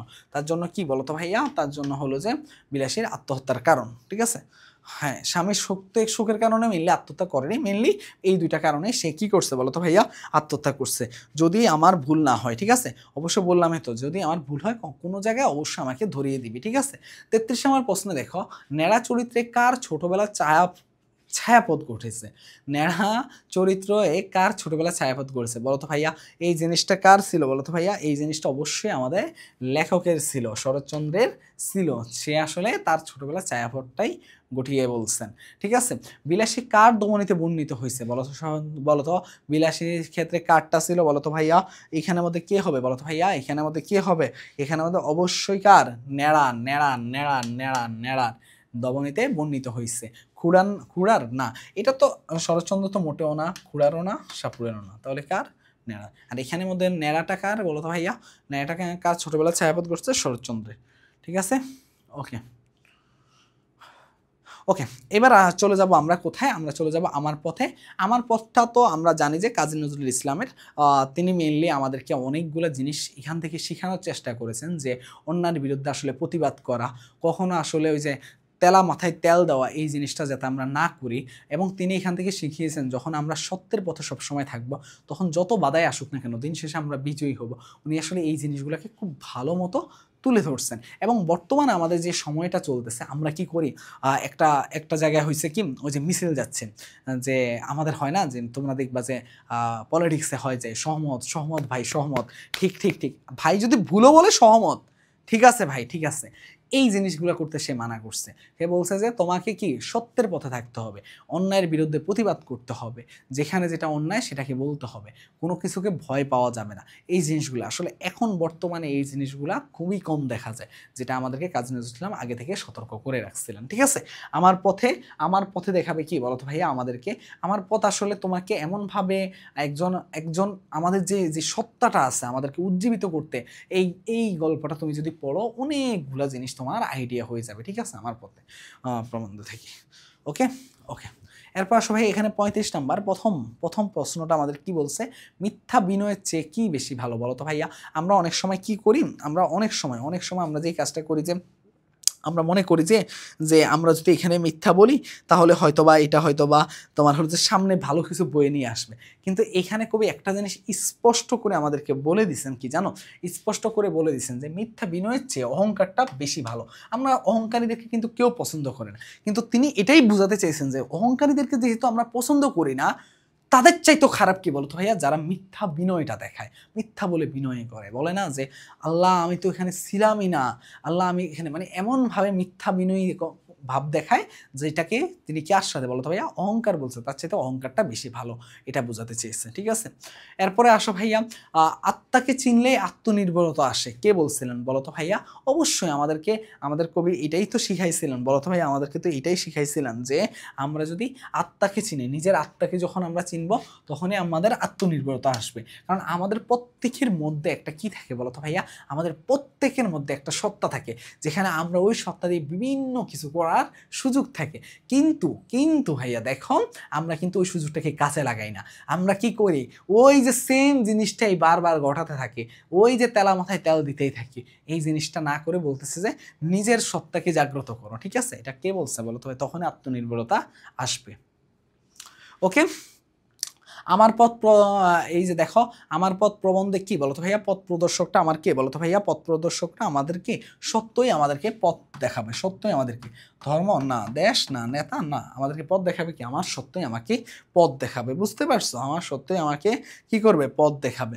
এরপরে আসো ভাইয়া, আমার পথ প্রবন্ধে ভুলের মাধ্যমে সত্যকে পাওয়ার উপায় কি, মানে তুমি ভুলের মাধ্যমে সত্যকে খুঁজে পাবা।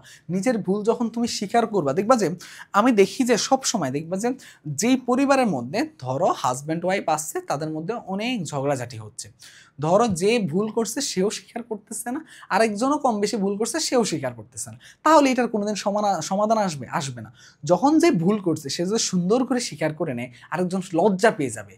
লজ্জা পেয়ে যাবে কেন, আল্লাহ সে তো স্বীকার করে নিছে, তাহলে সেও তো ভুল করছে, সে স্বীকার করছে আগে না, তাহলে যে আগে ভুলটাকে স্বীকার করতেছে সে আসলে ছোট হচ্ছে না, সে আসলে জিতে যাচ্ছে। মনে রাখবে এই জিনিসটা। তাহলে কি বলতো ভাইয়া, আমার পথ প্রবন্ধে ভুলের মাধ্যমে সত্যকে পাওয়ার উপায় কি বলতো ভাইয়া, নিজের ভুল স্বীকার করে নেওয়া, আর সেই ভুলটা যদি আরো তাড়াতাড়ি করো তাহলে আরো ভালো হবে। বুঝতে পারছো, এখন থেকে মনে রাখবা যে তোমরা, যে আমাদেরকে নিজের ভুলটাকে নিজে স্বীকার করে নিতে হবে, অন্যায় করছে স্বীকার করে নিব আমরা, ঠিক আছে, আমাদের কোনো ভয় থাকবে না। এরপরে আসো ভাইয়া কি বলছে আমার পথ প্রবন্ধে, কি বলতেছে দেখো, আমার পথ প্রবন্ধে বলতেছে যে অনুসারে কোনটি আমাদের নিষ্ক্রিয় করে ফেলে বলতো, কোনটা আমাদের, দেখো আমরা যখন অন্যের উপর অবলম্বিত হয়ে থাকি, আমরা যখন অন্যের উপর অবলম্বিত হয়ে থাকি তখনই আমরা কিন্তু নতুন কিছু আর করতে পারি না, আমরা ওই সেম সাইকেলটাতে ঘুরতে থাকি। অন্যের উপর অবলম্বন হওয়া কোনটা আছে এখানে, অপশনগুলো কোনটা আছে, আচ্ছা বলো তো ভাইয়া, পর অবলম্বন মানে অন্যের উপর অবলম্বন হয়ে থাকা, ঠিক আছে, এটাই বুঝিয়েছে আমাদেরকে নিষ্ক্রিয় করে ফেলে, ঠিক আছে। দেখো এরপরের প্রশ্ন, এরপরে এমসিকিউ দেখো, ওকে, এরপরের এমসিকিউ আমাদের জন্য কি বলছে, চলো আচ্ছা, একটা এমসিকিউ মাঝখান দিয়ে মিসিং, আমি আগে ওই এমসিকিউটি তুলে ফেলি, ঠিক আছে। ওকে, কেন জানি পেলাম না, সমস্যা নেই, আমরা একটা প্রশ্ন যেহেতু স্কিপ হয়ে গেছে আমরা ওইটা পরে দেখবো, ঠিক আছে। সম্মার্জনা অর্থ কি, সম্মার্জনা অর্থ হলো যে তোমার হলো যে একদম, আমরা অনেক সময় থাকে না, বলি না যে এই তোকে একদম সম্মার্জনা, অনেক সময় এই ওয়ার্ডটা আমরা উচ্চারণ করি, বাট এটা খুবই সচরাচর যে আমরা সবসময় ব্যবহার করি বিষয়টা এমন না। তবে মনে রাখবা যে এটা হলো ঘষে মেজে আমরা কি করতে হয়, পরিষ্কার করা লাগে, এটাই বোঝাচ্ছে আসলে সম্মার্জনা, ঠিক আছে। এরপর আসো, আমার পথ কোন গ্রন্থের অন্তর্ভুক্ত, এই জিনিসটা না সবসময় দেখবে এগুলো পাঠ পরিচিতির প্রথম লাইনগুলো এগুলো থাকে, তুমি দেখবে যে একটা বা দুইটা তুমি কোনো না কোনো বোর্ডে এই টাইপের প্রশ্ন পাবা, যে কি জিজ্ঞাসা করছে বলো তো ভাইয়া, কোন গ্রন্থের অন্তর্ভুক্ত, অথবা কোন পত্রিকায় প্রথম প্রকাশিত হয়েছে, ওই যে আমরা দেখলাম না যে বিলাসী ভারতী পত্রিকা প্রথম প্রকাশিত হয়েছে, তো এই জিনিসগুলো আমাদেরকে একটু মাথায় রাখতে হবে। এখানের মধ্যে মনে রাখবা যে এগুলা তোমাদেরকে একটা বুদ্ধি দেই, তোমরা হলো যে প্রত্যেকটা ওই যে পাঠ পরিচিতির প্রথম লাইনগুলো এক জায়গায় লিখে ফেলতে পারো, তাহলে তোমাদের আরও বেশি হেল্প হবে, ঠিক আছে। তার মানে রুদ্রমঙ্গল, ঠিক আছে, রুদ্রমঙ্গলটার গ্রন্থের অন্তর্ভুক্ত, ঠিক আছে। আমাদের 44 নম্বর প্রশ্নটা আমাদেরকে কি বলতেছে দেখো, আমার পথ অনুসারে কে ভয় পায় বলো তো, দেখো যার মনে মিথ্যা থাকবে, যে প্রতিনিয়ত, সেই তো তাকে প্রতিনিয়ত ভয় পাবে বলো তো। আমরা অনেক সময় কি করি, অনেক সময় আমরা কোনো একটা অন্যায় করলাম কিন্তু বাসায় এসে স্বীকার না করে আমরা লুকিয়ে লুকিয়ে থাকি, তো আমাদের মুখের মধ্যে একটা ভয়ের ছাপ থাকে, যারা ধরতে পারে, কিন্তু আমাদের বাবা মা কিন্তু ধরে ফেলতে পারে যে এই কোনো একটা না কোনো কিছু অন্যায় করছে, তার মানে তোমার মনে কি আছে, মিথ্যা আছে, তখনই তোমার মুখের ভয়টা ফুটে উঠে, ঠিক আছে, তোমার যদি মনে মিথ্যা থাকে।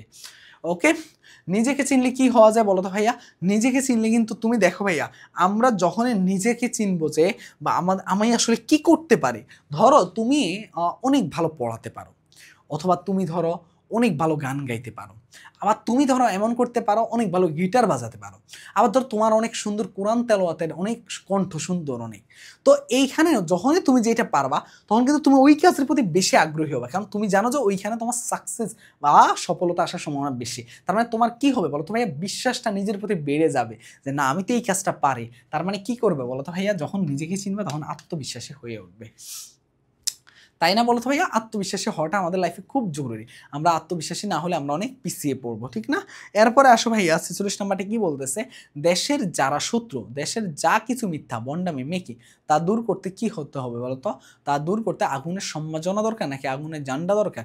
এখানে ডিরেক্ট আমাদেরকে কি বলছিল বলতো ভাইয়া, প্রবন্ধের মধ্যে বলছিল যে আগুনের সম্মার্জনাটা দরকার, ঠিক আছে, আত্মনির্ভরতার চাইতে আগুনের সম্মার্জনাটা দরকার, এটা বোঝাইছিল, ঠিক আছে। আমার পথ প্রবন্ধে কিসের জান্ডা জোড়ানোর কথা বলা আছে, এটা কিন্তু আমরা পড়ছিলাম, বলতো এটা কিসের জান্ডা হবে, আগুনের জান্ডা, আগুনের জান্ডা, আগুনের জান্ডা ছিল, বিজয়ের না, আমাদেরকে কিসের কথা বলছিল, আগুনের জান্ডার কথা বলছিল।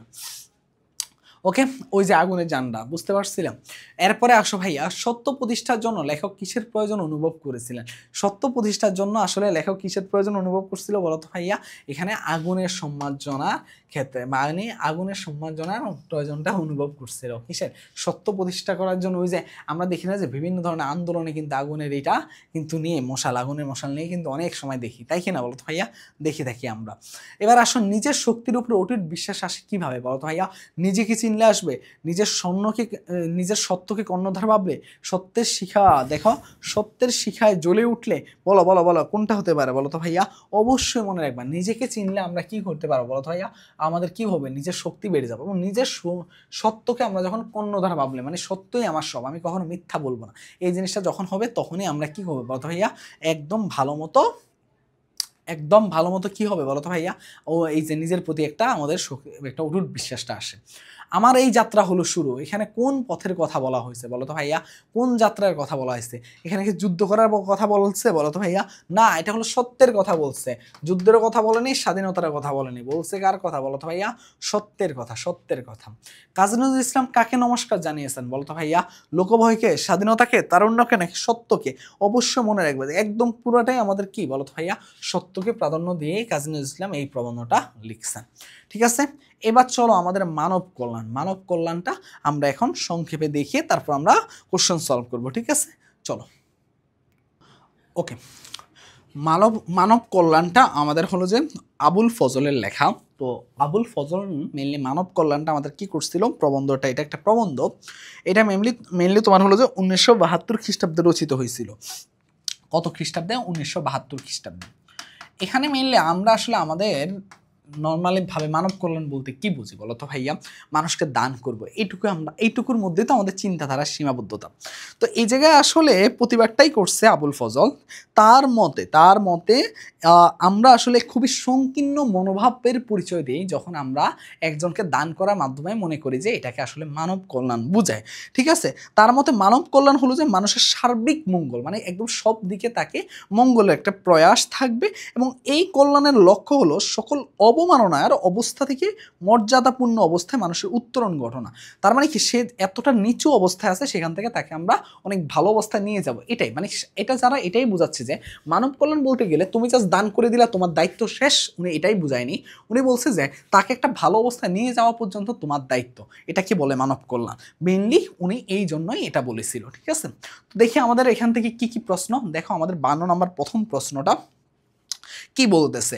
দেখো 52 প্রথম প্রশ্ন বলছে যে উদ্দীপক দিছে, উদ্দীপকে বলছে যে কি বলছে দেখো, স্বর্ণ করে নিজ রূপে অপরে শোভিত, ভংশী করে নিঃস্বরে অপরে মোহিত। উদ্দীপকের বিষয়বস্তু তোমার পঠিত কোন রচনার সাথে? দেখো, স্বর্ণ করে নিজ রূপে অপরে শোভিত, মানে স্বর্ণ করে নিজ রূপে অপরে কি হয়েছে বলতো ভাইয়া? শোভিত হয়েছে। ভংশী করে নিঃস্বরে অপরে মোহিত, মানে হলো যে স্বর্ণ করে নিজ রূপে সে কি হয়েছে বলতো ভাইয়া? অপরে শোভিত হয়েছে, মানে অন্য আরেকজন। আবার বংশী করে নিঃস্বরে অপরে মোহিত হয়েছে, এটা তো মেনলি আমাদের কার সাথে বলতো ভাইয়া? আমাদের মানব কল্যাণের সাথে সংশ্লিষ্ট, তাই কিনা বলতো ভাইয়া? তাই কিনা? তো এখানে অপরিচিতের সাথেও কোনো সম্পর্ক না, আমার পথের সাথেও কোনো সম্পর্ক না, মাসি পিসির সাথে তো মোটেও না। ওকে, এরপরে দেখো ভাইয়া কি বলছে, এটা আমাদের কত নাম্বার প্রশ্ন? 53 নাম্বার প্রশ্ন, তাই না? 53 নাম্বার প্রশ্নটা আমাদেরকে কি বলছে? হ্যাঁ, 53 নাম্বার প্রশ্নটা আমাদেরকে বলতেছে যে উদ্দীপকের আলোকে পরবর্তী প্রশ্নের উত্তর দাও, যে উদ্দীপকের উত্তর রচনা যে দিকটি ফুটে উঠেছে, মানব সেবার দিকটি, তারপরে দেখো ভাইয়া মনুষ্যত্ববোধের দিকটি, মানুষের বৈষয়িক ভাবনার দিকটি। দেখো নর্মালি মানব সেবার দিকটি আমাদের কি হয়েছে বলতো ভাইয়া? ফুটে উঠছে, তার পাশাপাশি মনুষ্যত্ববোধের দিকটি আমাদের ফুটে উঠছে। তার মানে 1 ও 2 হলো আমাদের সঠিক উত্তর। মানব কল্যাণের যে দিকটা আমাদের ফুটে ওঠা দরকার ছিল সেটাই উঠছে। তুমি অধম তাই বলিয়া আমি উত্তম হইব না কেন? এটা প্রশ্ন করছে, কথাটা কার এটা জিজ্ঞেস করতেছে, মানে তুমি অদম তাই বলিয়া আমি উত্তম হইব না কেন, কথাটা কে বলছে বলো তো ভাইয়া? তুমি অদম তাই বলিয়া আমি উত্তম হইব না কেন, এই কথাটা কে বলছিল? এই কথাটা আমাদের বলছিল যে বঙ্কিমচন্দ্র চট্টোপাধ্যায় বলছিল। কে বলছিল? বঙ্কিমচন্দ্র চট্টোপাধ্যায় বলছিল যে তুমি অদম আমি উত্তম হইব না কেন। ঠিক আছে, এরপরে আসো 55 নম্বর, নিজের উদ্দীপকের আলোকে পরবর্তী প্রশ্নের উত্তর দাও। গাবি কবু নাহি করে নিজ দুগ্ধ পান, মানে গাবি মানে কবু নাহি পরে নিজ দুগ্ধ পান, কাষ্ঠদগ্ধ হয়ে করে পরে অন্নদান। দেখো সে নিজে দুগ্ধপান না করে কাষ্ঠদগ্ধ হয়ে করে পরে পরে অন্যজনের অন্নদান। তাহলে এটা কি অবশ্যই মানব সেবা? আমাদের দেখো এটা কোথায় সিলেট বোর্ডে আসছে, তাই না বলো তো? হ্যাঁ, সিলেট বোর্ডে আসছে। অবশ্যই এটা মানব সেবা এবং মনুষ্যত্ববোধ। জীবে প্রেম না ভাইয়া, জীবে প্রেমের প্রতি আমাদের এখানে কিছু না, আমাদের এখানের মধ্যে মেনলি হলো যে মানব সেবাকে প্রকাশ বা মনুষ্যত্ববোধকে আমাদের জাগ্রত করতে মেনলি আমাদের এই গল্প, এই প্রবন্ধটা। মানব কল্যাণ প্রবন্ধে লালনকে কি বলা হয়েছে বলো তো ভাইয়া? লালনকে কি বলা হয়েছে? বাউল বলা হয়েছে, ভাবুক বলা হয়েছে, সাহিত্যিক বলা হয়েছে, নাকি কি বলা হয়েছে বলো তো ভাইয়া? কবি বলা হয়েছে। কোনটা বলা হয়েছে? অবশ্যই কবি। কবি মানব কল্যাণ প্রবন্ধে লালনকে আমরা কবি হিসাবে আমাদেরকে বলা হয়েছিল। আবুল ফজল বলছিল। আবুল ফজল কোথায় মৃত্যুবরণ করেন? আচ্ছা, এখানের মধ্যে মাঝে মাঝে দিয়ে দেয় এই টাইপের প্রশ্ন, তাদের জন্মসাল বা মৃত্যুসাল, অথবা সে কোথায় জন্মগ্রহণ করছে, সে কোথায় মৃত্যুবরণ করছে, এই জিনিসগুলো, ঠিক আছে? তবে তার জন্মসাল মনে রাখাটা কাদের জন্য আমি বলছিলাম যে কাজী নজরুল ইসলাম, আর তোমার হলো যে কার জন্য বলছিলাম যে বলতো রবীন্দ্রনাথ ঠাকুরের জন্য। আর এইখানের মধ্যে তাদের জন্ম কোথায় হয়েছে, মৃত্যু কোথায় হয়েছে জাস্ট একবার করে পড়বা। যেমন আবুল ফজলের জন্ম হয়েছে তোমার হয়েছে চট্টগ্রামের সাতকানিয়ায়, আর মৃত্যুবরণ করছে কোথায়? তিনি মৃত্যুবরণ করছেন তিনি চট্টগ্রামে। তার মানে কি তিনি চট্টগ্রামে মৃত্যুবরণ করেন। তার জন্ম আর মৃত্যুর জায়গাগুলো একটু মনে রাখবে, ঠিক আছে? এক মুষ্টি ভিক্ষা দেওয়াকেও আমরা মানব কল্যাণ মনে করি কেন? এটা আসলে আমরা নর্মালি, আমাদের কিন্তু নর্মাল চিন্তাধারা আমরা এটাই মনে করি যে একজনকে কি করলাম বলতো, কিছুটা দান করলাম তাহলেই হয়ে গেছে। এটা আসলে আমরা ঠিকভাবে উপলব্ধি করি না। দেখো আমরা যদি উপলব্ধি করতাম তাহলে আমরা ওই মানুষটাকে একটা ভালো জায়গা পর্যন্ত পৌঁছাই, কারণ সেই মানুষটা ওই সামান্যটুকু নিয়ে কিন্তু খুব বেশি তার পরিবর্তন হয় না, তাই কি না? কিন্তু আমরা এই জিনিসটা উপলব্ধি করি না বলেই কিন্তু এই সামান্যটুকু দান করে আমরা মনে করি যে আমরা কিন্তু মানব কল্যাণ করে ফেলছি। আসলে কিন্তু বলছে যে না, এটা কিন্তু মানব কল্যাণ না। মানব কল্যাণ হলো তখনই যখন তুমি তাকে একটা ভালো জায়গায় নিয়ে আসতে পারবা, ঠিক আছে? লেখকের মতে একটা রাষ্ট্র কিভাবে আত্মমর্যাদা সম্পন্ন নাগরিক সৃষ্টি করতে পারে? রপ্তানির পরিমাণ উল্লেখযোগ্য হারে বৃদ্ধি করার মাধ্যমে, হাত পাতা বা চাটুকারিতাকে প্রশ্রয় না দেওয়ার মাধ্যমে, বিদেশি পণ্যের আমদানি বৃদ্ধি করার মাধ্যমে, দেশের জনগণকে আত্মমর্যাদার কথা স্মরণ করিয়ে দেওয়ার মাধ্যমে। বুঝতেই পারতেছ এখানে আসলে কি বোঝাতে চাচ্ছে। এখানের মধ্যে মনে রাখবা যে আমাদের হলো যে একটা রাষ্ট্র আসলে আত্মমর্যাদা সম্পন্ন হইতে পারে রপ্তানির পরিমাণ তুমি যখন উল্লেখযোগ্য হারে বৃদ্ধি করতে পারবা, তখনই তুমি কি করতে পারবা বলো তো ভাইয়া? তোমরা হলো যে আত্মমর্যাদা সম্পন্ন। আচ্ছা, এইখানে মনে হয় একটা, আচ্ছা এই প্রশ্নটাতে কি কোনো ত্রুটি আছে কিনা একটু চেক দিই আমি, তাহলে আমি যদি ভুল হয় তাহলে তো একটা সমস্যা। হ্যাঁ, বললাম না এটা একটু ভুল করে ফেলছে, তো আমি ভুল বলছিলাম। তো আমি আসলে এতক্ষণ বইয়ের মধ্যে দেখো এই লাইনটা লেখা ছিল, দেখো একটা মিনিট, দেখো এই বইয়ের মধ্যে লেখা ছিল একটা লাইন, তোমাদের বইয়ের মধ্যে লেখা আছে, দেখবা যে রাষ্ট্রের দায়িত্ব শুধু প্রশাসন চালানোই নয়, জাতিকে আত্মমর্যাদা সম্পন্ন করে গড়ে তোলাও তার একটা বৃহত্তম দায়িত্ব। যেই রাষ্ট্র হাত পাতা আর চাটুকারিতাকে দেয় প্রশ্রয়, সেই রাষ্ট্র কিছুতেই আত্মমর্যাদাবান সম্পন্ন নাগরিক সৃষ্টি করতে পারে না। মানে রাষ্ট্র হাত পাতা আর চাটুকারি থেকে যদি প্রশ্রয় দেয় তখনই কোনটা বলো তো আত্মমর্যাদা সম্পন্ন নাগরিক করতে পারবে না। তাহলে নাগরিক করতে পারবে কিভাবে? যদি এটাকে প্রশ্রয় না দেয়, ঠিক আছে? তার মানে না দিলে শুধুমাত্র রাষ্ট্র কি করতে পারবে বলো তো ভাইয়া? এটা অ্যান্সার হবে কি বি, 59 নাম্বারটা। এরপরে আসো, যদি এরকম কোনো প্রশ্নে এরকম আমার জন্য যদি কোনো ত্রুটি থাকে অবশ্যই কমেন্টে জানাবে, তাহলেই আরেকজনও একটু বুঝতে পারবে, ঠিক আছে? একটা দুইটা যদি এরকম ত্রুটি মাঝে মাঝে থাকে, ঠিক আছে? কারণ আমি তো নিজেই স্টাডি করে আসলে পড়ানো লাগতেছে। ওকে, এরপরে আসো 60 নাম্বারটা কি বলছে? মনুষ্যত্বের অবমাননা বলতে লেখক কি বুঝিয়েছেন? দেখো মনুষ্যত্বের অবমাননা বলতে লেখক বুঝিয়েছেন যে মানুষের মর্যাদাবোধ ক্ষুণ্ণ হওয়াকে মেনলি বোঝায়, নাকি মানুষের বোধ শক্তি নষ্ট? মোটেও না। মানুষের অকল্যাণ সাধিত হওয়াকে না, মানুষের অভাব দীর্ঘস্থায়ীকে না, মানুষের মর্যাদাবোধ ক্ষুণ্ণ হওয়াকে তিনি বুঝিয়েছেন। মানব কল্যাণের উৎস মানুষের মর্যাদা বোধ বৃদ্ধি আর মানবিক চেতনা বিকাশের মাধ্যমেই নিহিত কেন? দেখো মানব কল্যাণের উৎস হলো মানুষের মর্যাদাবোধ বৃদ্ধি আর কি মানবিক চেতনা বিকাশের মধ্যেই নিহিত কেন, এটা জিজ্ঞেস করছে যে এটা কিসের জন্য আসলে হয়েছে। দেখো 61 নাম্বারটা আমাদের কি বলতেছে যে দেখো আমাদের অর্থনৈতিক মুক্তি সাধিত হই বলে, নাকি মনুষ্যত্ববোধ? সবসময় মনে রাখবা এখানে আমাদের মনুষ্যত্ববোধটা কি মেইন প্রায়োরিটিতে। যে এমসিকিউগুলোতে মনুষ্যত্ববোধ বা আমাদের হয়েছে যে এই চ্যাপ্টারটার মধ্যে মানব কল্যাণের মধ্যে সেই এমসিকিউ উত্তরগুলা কি মনুষ্যত্ববোধটাই হবে অ্যান্সার, ঠিক আছে? এরপরে দেখো ইসলামের নবী সাল্লাল্লাহু আলাইহি ওয়াসাল্লাম ভিক্ষুককে কুড়াল কিনে দিয়েছিলেন কেন? এই যে এই প্রশ্নটা কিন্তু খুবই ইম্পর্টেন্ট ভাইয়া, এটা তোমার পরীক্ষায় দিয়ে দিতে পারে, ঠিক আছে? এটা তোমার পরীক্ষায় কি হয় বলো তো ভাইয়া, দিয়ে দিতে পারে। তো এই প্রশ্নটা একটু মনে রাখবে যে স্বাবলম্বনের মাধ্যমে মর্যাদার সাথে জীবনযাপনের জন্য নাকি ভিক্ষা ছেড়ে কাঠ কেটে জীবিকা নির্বাহের জন্য, অবশ্য শ্রমজীবী মানুষ হিসেবে সমাজে প্রতিষ্ঠা লাভের জন্য, পরিশ্রম করে অর্থ উপার্জনের জন্য। দেখো সবগুলো হয়, কিন্তু স্পেসিফিকভাবে তিনি আসলে স্বাবলম্বনের কি বল মাধ্যমে মর্যাদার সাথে জীবনযাপনের জন্য তিনি আসলে এই কাজটা করছেন, তাই না? মানুষের ভালো করো, মানুষের কল্যাণ করো, সুখ শান্তি দান করো মানুষের, এই নির্দেশ কারা দিয়েছেন বলো তো ভাইয়া? এই নির্দেশটা আসলে কারা দিয়েছেন? আমাদের ধর্ম প্রবর্তক।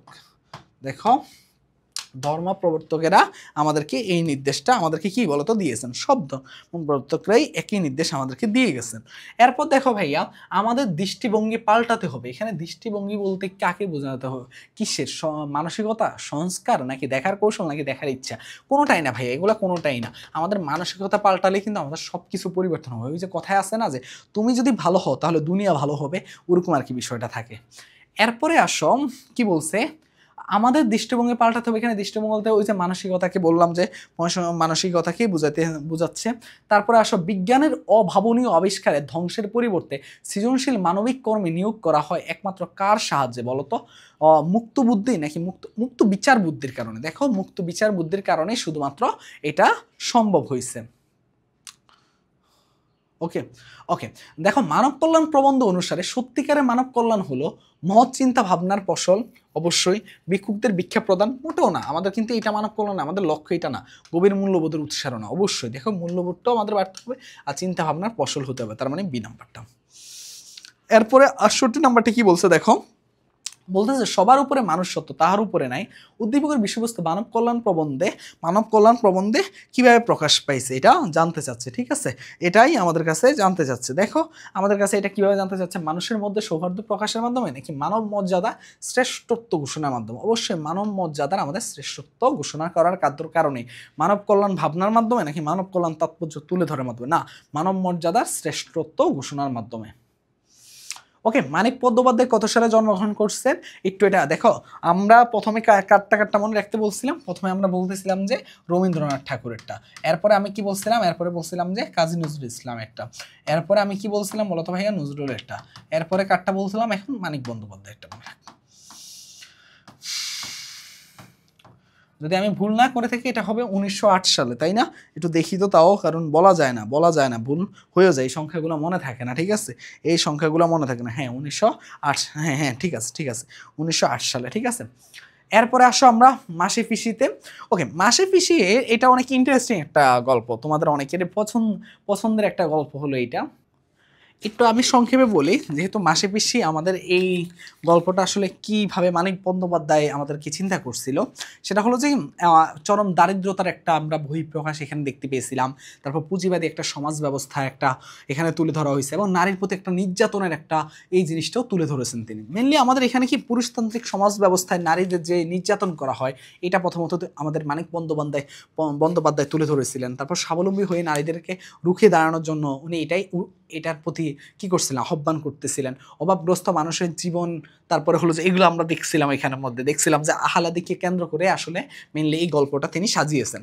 তারপরে হলো যে দেখো এখানে মাসি পিসি, তোমরা আসলে এখানের মধ্যে যে জিনিসটা হয় কি, যে সংগ্রামী একটা মন মানসিকতা থাকছিল এই যে মাসি পিসির, আমাদের যারা আমাদের প্রধান চরিত্রে আসলে আছে তাদের কি বলতো, মাসি পিসির চরিত্রে আমরা দেখতে পাইছিলাম তারা সংগ্রামী মানসিকতা, তারপরে একটা মেয়ের প্রতি যে কতটা মমতাময়ী হতে পারে, তারপর প্রতিবাদী, বুদ্ধিমতী, সাহসী, কৃতজ্ঞতা, স্বাবলম্বী এই টাইপের এই কয়েকটা মানে এইভাবে মানে এমনভাবে ফুটিয়ে তুলছে মাসি পিসিকে আমাদের লেখক, যাতে আমরা এখান থেকে কিছুটা কি হতে পারে, অনুপ্রাণিত হতে পারে। তারপর আহলাদি চরিত্রকে কেন্দ্র করে মেনলি মাসি পিসি গল্পটা আমরা দেখছিলাম, একদম পুরাটাই হয়েছে।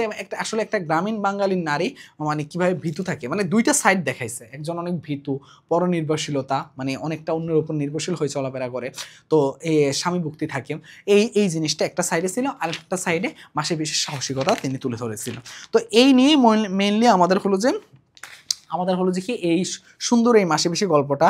এখানের মধ্যে তোমার হলো যে কৈলাস ছিল, কৈলাস হলো যে তোমার হলো যে তোমরা হয়তো বা জানো যে আমাদের যে ছিল যে এখানের মধ্যে আমাদের মেইনলি যে চরিত্রটা আহ্লাদি ছিল, আহ্লাদির স্বামী ছিল যোগু, তো যোগুর সহযোগী ছিল কি কৈলাস ছিল।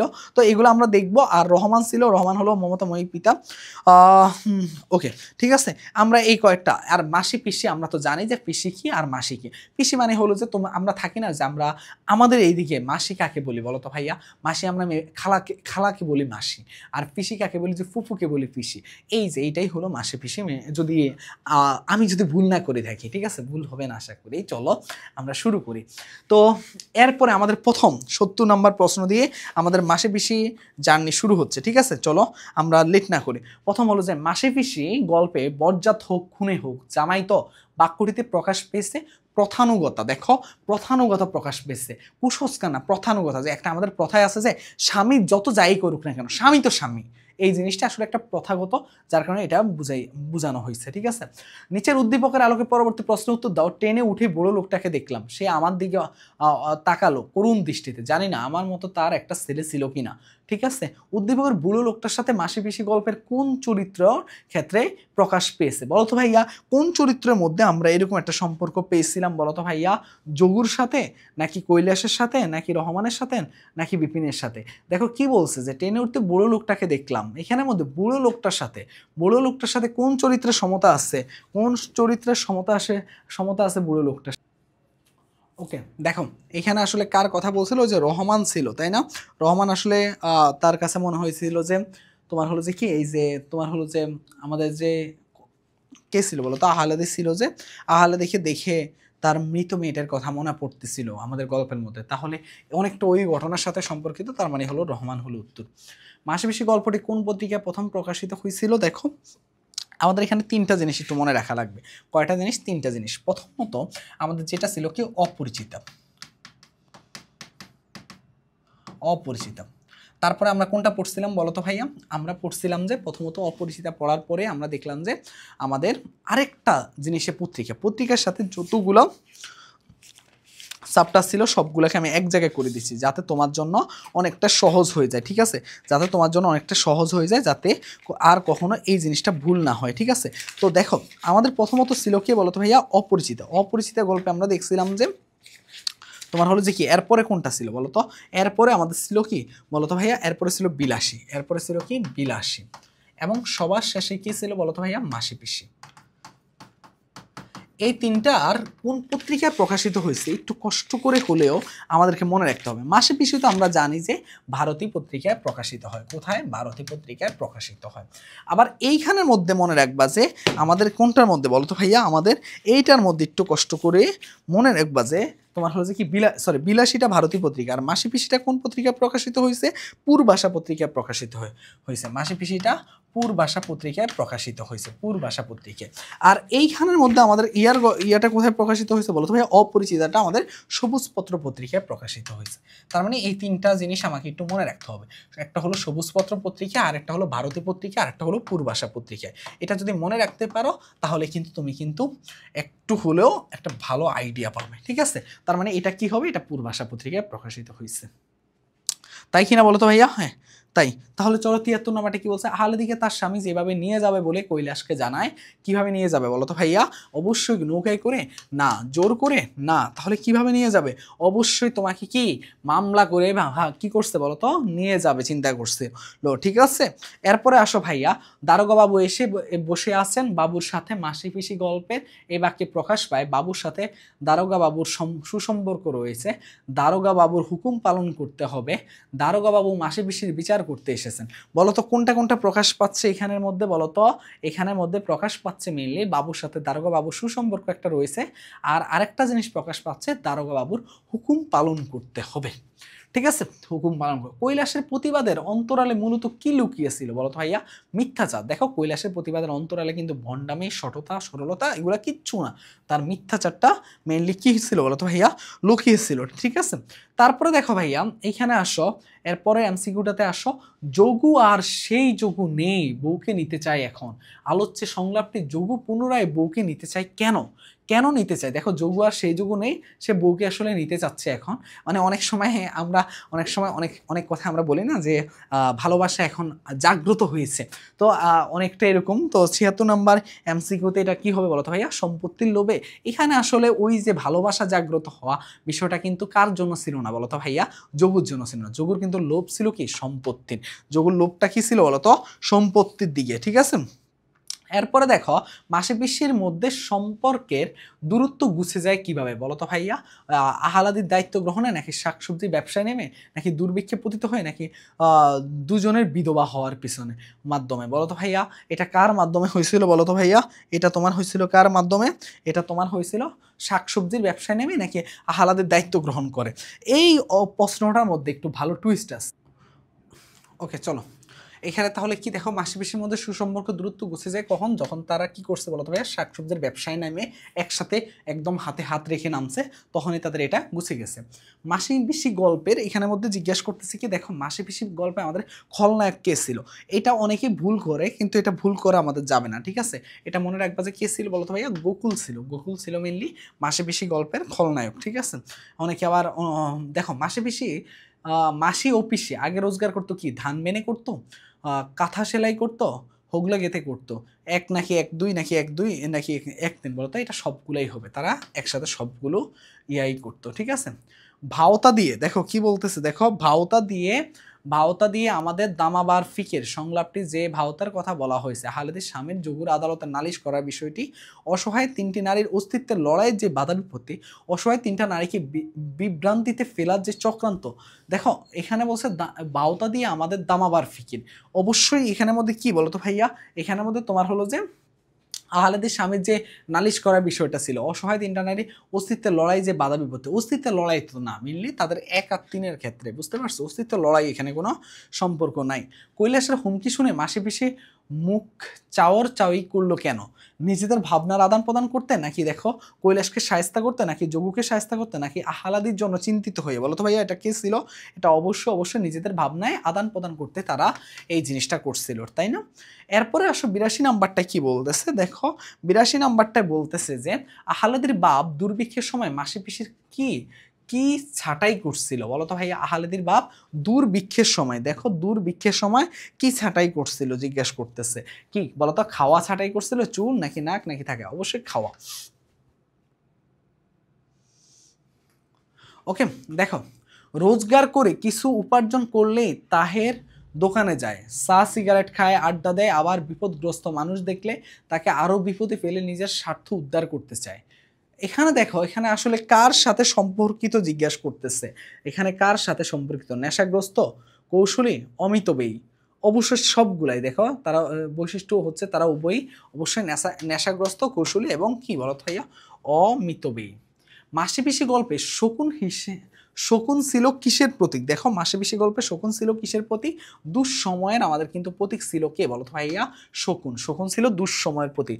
দীর্ঘ শ্বাসের কোনো প্রতীক না, আবার হাহাকারও প্রতীক না, দুঃশাসন তো মোটেও না। তার মানে কি? দুঃসময়ের প্রতীক ছিল। মহামারী কলেরায় বুদার মা, বাবা, ভাই বোন সবাই মারা যায়। এই প্রসঙ্গটি তোমার পঠিত গল্পের কোন গল্পের স্মরণকে? অবশ্যই মাসি পিসির সাথে আমাদের সম্পর্ক। দেখো মাসি পিসি, দেখো বুদা মা বাবা ভাই বোন সবাই তো চলে গেছে, ঠিক তেমনি আমাদের এখানের মধ্যে কে ছিল বলো তো ভাইয়া? মাসি পিসির গল্পের মধ্যে আমরা দেখছিলাম আহলাদির ক্ষেত্রে। ওকে, এবার আসো আমরা রেইনকোটে যাব। রেইনকোটে আমরা এই চ্যাপ্টারটা থেকে আমরা একটু সংক্ষেপে কিছু জিনিস জেনেই আমরা কি করব বলো তো ভাইয়া? আমরা মেইন ইয়াতে চলে যাব, ঠিক আছে? চলো আমরা আর বেশি লেট করব না, চলো আমরা এই চ্যাপ্টারটায় ঢুকে পড়ি। রেইনকোট গল্পটা মেইনলি আমাদের মুক্তিযুদ্ধের সময়কালে একদম শেষ দিকের আসলে ঘটনাটা। তো আসলে এই রেইনকোট গল্পটা আমাদের মেনলি কে বলো তো ভাইয়া? মেনলি তোমার হলো যে আখতারুজ্জামান ইলিয়াস, উনি এই ইয়াটা লিখছিল। তো এইটা মেনলি জাল স্বপ্ন এবং স্বপ্নের জাল এই গল্প গ্রন্থে প্রথম সংকলিত হয়েছিল 1997 সালে। চলো আমরা দেখি এখান থেকে এমসিকিউগুলো কি কি আছে। নিচের উদ্দীপকের আলোকে পরবর্তী প্রশ্নে বলতেছে যে উত্তর দেওয়ার জন্য, ঠিক আছে? দেখি কি আছে, বলতেছে কি যে অলভ্য জয়ের লোভে জ্বালায় শহর গ্রামে গ্রামে, প্রাচীন সংহতি ব্যঙ্গে ভগ্ন স্তূপে দূরের উল্লু। উদ্দীপকের রেইনকোট গল্পের সাথে কোন বিষয়ের সাদৃশ্যপূর্ণ দেখা গেছে?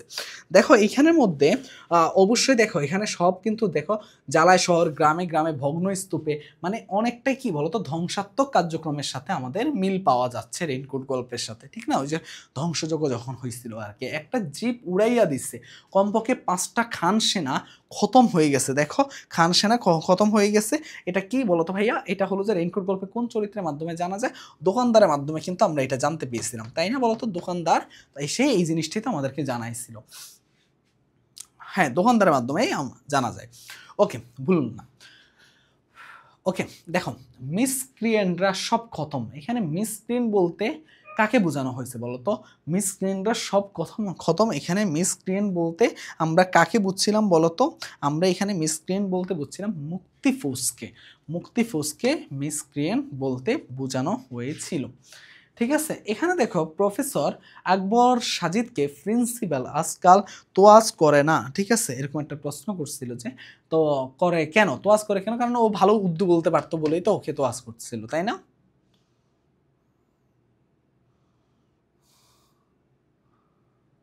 তাই কি না? রেইনকোট দেখো, রেইনকোট খুলে ফেললো নুরুল হুদার শরীরে রেইনকোটের কি অনুভূত হয় বলো তো ভাইয়া? রেইনকোটের কি অনুভূত হয়? দেখো রেইনকোট খুলে ফেললেও নুরুল হুদার শরীরে রেইনকোটের কি অনুভূত হয়? ওকে, দেখো প্রফেসর আকবর মেইনলি কি হয়েছিল, ভালো উর্দু বলতে পারে বলে এটা হয়েছিল। দেখো নুরুল হুদার জীবনে কিবারের ঘটনা রেইনকোট গল্পের সাথে আমাদের কি বলছে বলো তো ভাইয়া? সম্পর্কিত আছে, তাই না? দেখো এখানের মধ্যে অ্যান্সারটা কি হবে আমাদের? মঙ্গলবার। মঙ্গলবার, মঙ্গলবারের সাথে সম্পর্কিত আছে। এই কয়েক মাস কত সুরাইশ যে মুখস্থ করেছে, এখানে সে সর্বনাম দ্বারা কাকে বোঝানো হয়েছে বলো তো? এটা তো মেইনলি আমাদের প্রিন্সিপালকে না, ইকবালকে না, প্রিন্সিপালের পিয়নকে না, তাহলে নুরুল হুদাকে বোঝানো হয়েছে। এরপরে আসো সব বেচতে দিল, এখানে কি বেচতে দেওয়ার কথা বলা হয়েছে বলো তো? আমাদের পরিকল্পনা নাকি আয়োজন নাকি আরাম নাকি পূর্ব প্রস্তুতি? দেখো এখানে কিসের বেচতে দেওয়া বলো তো ভাইয়া? কি সব বেচতে দিল, এখানে কি বেচতে দেওয়ার কথা বলা হয়েছে? এই বেচতে দেওয়ার কথা যেটা বলা হয়েছিল এখানের মধ্যে, ওকে, মেনলি আরামের কারণে কি বলতো ভাইয়া? আরামের কারণে এটা বেচতে দেওয়া হয়েছিল। আর পরে দেখো ভাইয়া পিয়নকে জড়িয়ে ধরে চুমু খেতে ইচ্ছা করছে, নুরুল হুদার এমন উক্তির কারণ কি? মেয়নকে স্নেহ করতো বলে পিয়নকে খুব উপকারে না, আকস্মিক আসলে বিপদ থেকে তো ওকে যখন মুক্তি দিছিল তার কারণেই তো সে এই ঘটনাটা ঘটাইছিল, তাই না? গেট তোর গিয়া, রেইনকোট গল্প উক্তিটি কার সঙ্গে গেট তোর গিয়া বলতো নৈকট্যপূর্ণ কার সাথে বলতো? পিয়নের সাথে নাকি প্রফেসরের সাথে নাকি আমাদের প্রিন্সিপালের সাথে বলতো? এটা কে হবে বলতো ভাইয়া? পিয়নের সাথে কিন্তু এইটার সম্পর্ক আছে। দেখো গেট তোর গিয়া। ওকে, দেখো রেইনকোট গল্পে কে এখন দিনরাত উর্দুতে কথা বলে? উর্দুতে কে কথা বলে বলো তো ভাইয়া? আমরা কিন্তু এটা দেখছিলাম যে ও সবসময় উর্দুতে, ইসাক মিয়া এখন কথা বলা শুরু করছে উর্দুতে কথা বলতে দিনরাত, ঠিক আছে? আব্দুস সাত্তার মৃদা কোন বিষয়ের প্রফেসর ছিলেন বলো তো? আব্দুস সাত্তার মৃদা কোন বিষয়ের প্রফেসর ছিলেন? আমাদের জিওগ্রাফির উনি প্রফেসর ছিলেন, বাংলার না, বাংলারও না, কেমিস্ট্রি না, হিস্ট্রি না, উনি জিওগ্রাফির আমাদের প্রফেসর ছিলেন। প্রিন্সিপাল কখন মিলিটারির বড় কর্তাদের কাছে স্কুল কলেজ থেকে শহীদ মিনার হটানোর জন্য সবিনয় নিবেদন করছিলেন? দেখো প্রিন্সিপাল এটা কখন করছিল জানো? এটা কিন্তু প্রিন্সিপাল কখন ঘটাইছিল? আমরা দেখছিলাম যে যখন এপ্রিল মাসটার মাঝামাঝি অবস্থায় ছিল না, তখনই কিন্তু প্রিন্সিপাল এই কাজটা করছিল যে বড় কর্তাদের কাছে স্কুল কলেজ থেকে শহীদ মিনার হটানোর জন্য আবেদন করছিল। এরপর দেখো নিচে উদ্দীপকটা পড়ো এবং পরবর্তী প্রশ্ন উত্তর দাও। অলব্য জয়ের লোভে জ্বালায় শহর গ্রামে গ্রামে প্রাচীন সংগতি ভেঙ্গে ভগ্ন স্তূপে দূরের উল্লুক বাদে কেল্লা। উদ্দীপকের কোন ভাবের প্রতিফলন এখানের মধ্যে রেইনকোট গল্পে হয়েছিল বলতো? পাকিস্তানি বাহিনীর, অবশ্যই পাকিস্তানি বাহিনীর নৃশংসতাই এখানে ফুটে উঠেছে, ঠিক আছে? এদের লোভও না ইয়াও না, নৃশংসতা এখানে ফুটে উঠেছে। চলো আমরা এবার আস্তে আস্তে আমাদের মেইন আরেকটা পার্টে আমরা চলে যাচ্ছি, তাই না? বলতো আমাদের আরেকটা পার্টটা কি আছে বলতো ভাইয়া? আরেকটা পার্ট হলো আমাদের কি বলো?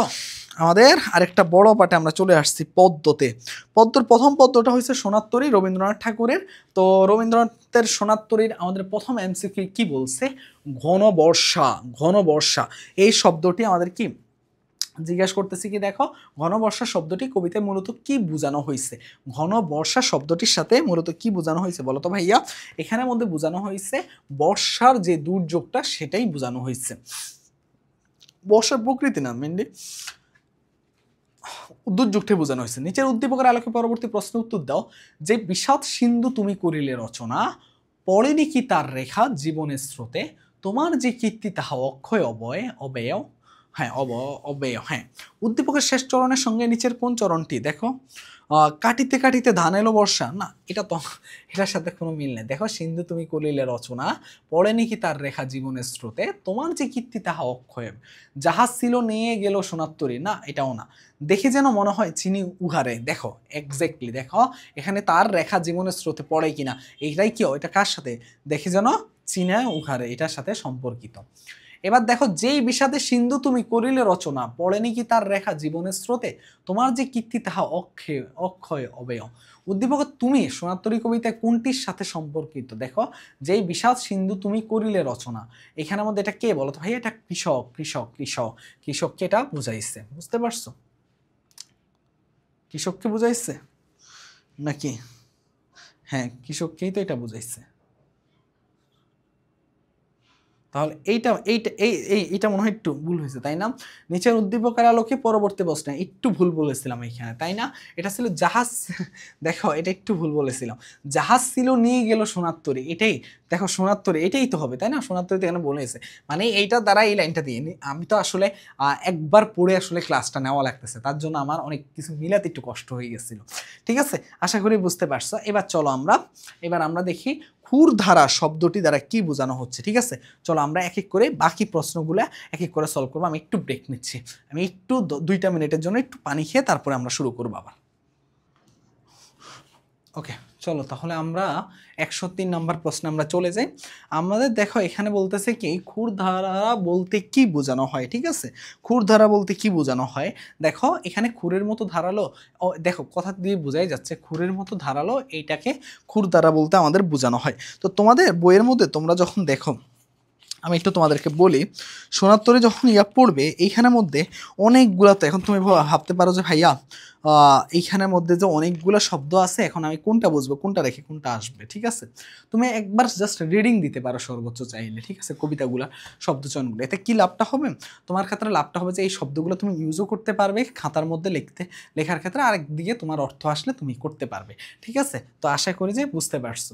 এবার আসো যে আমরা দেখি এটা কি বলছে। 104 নাম্বার প্রশ্ন আমাদেরকে কি বলতেছে?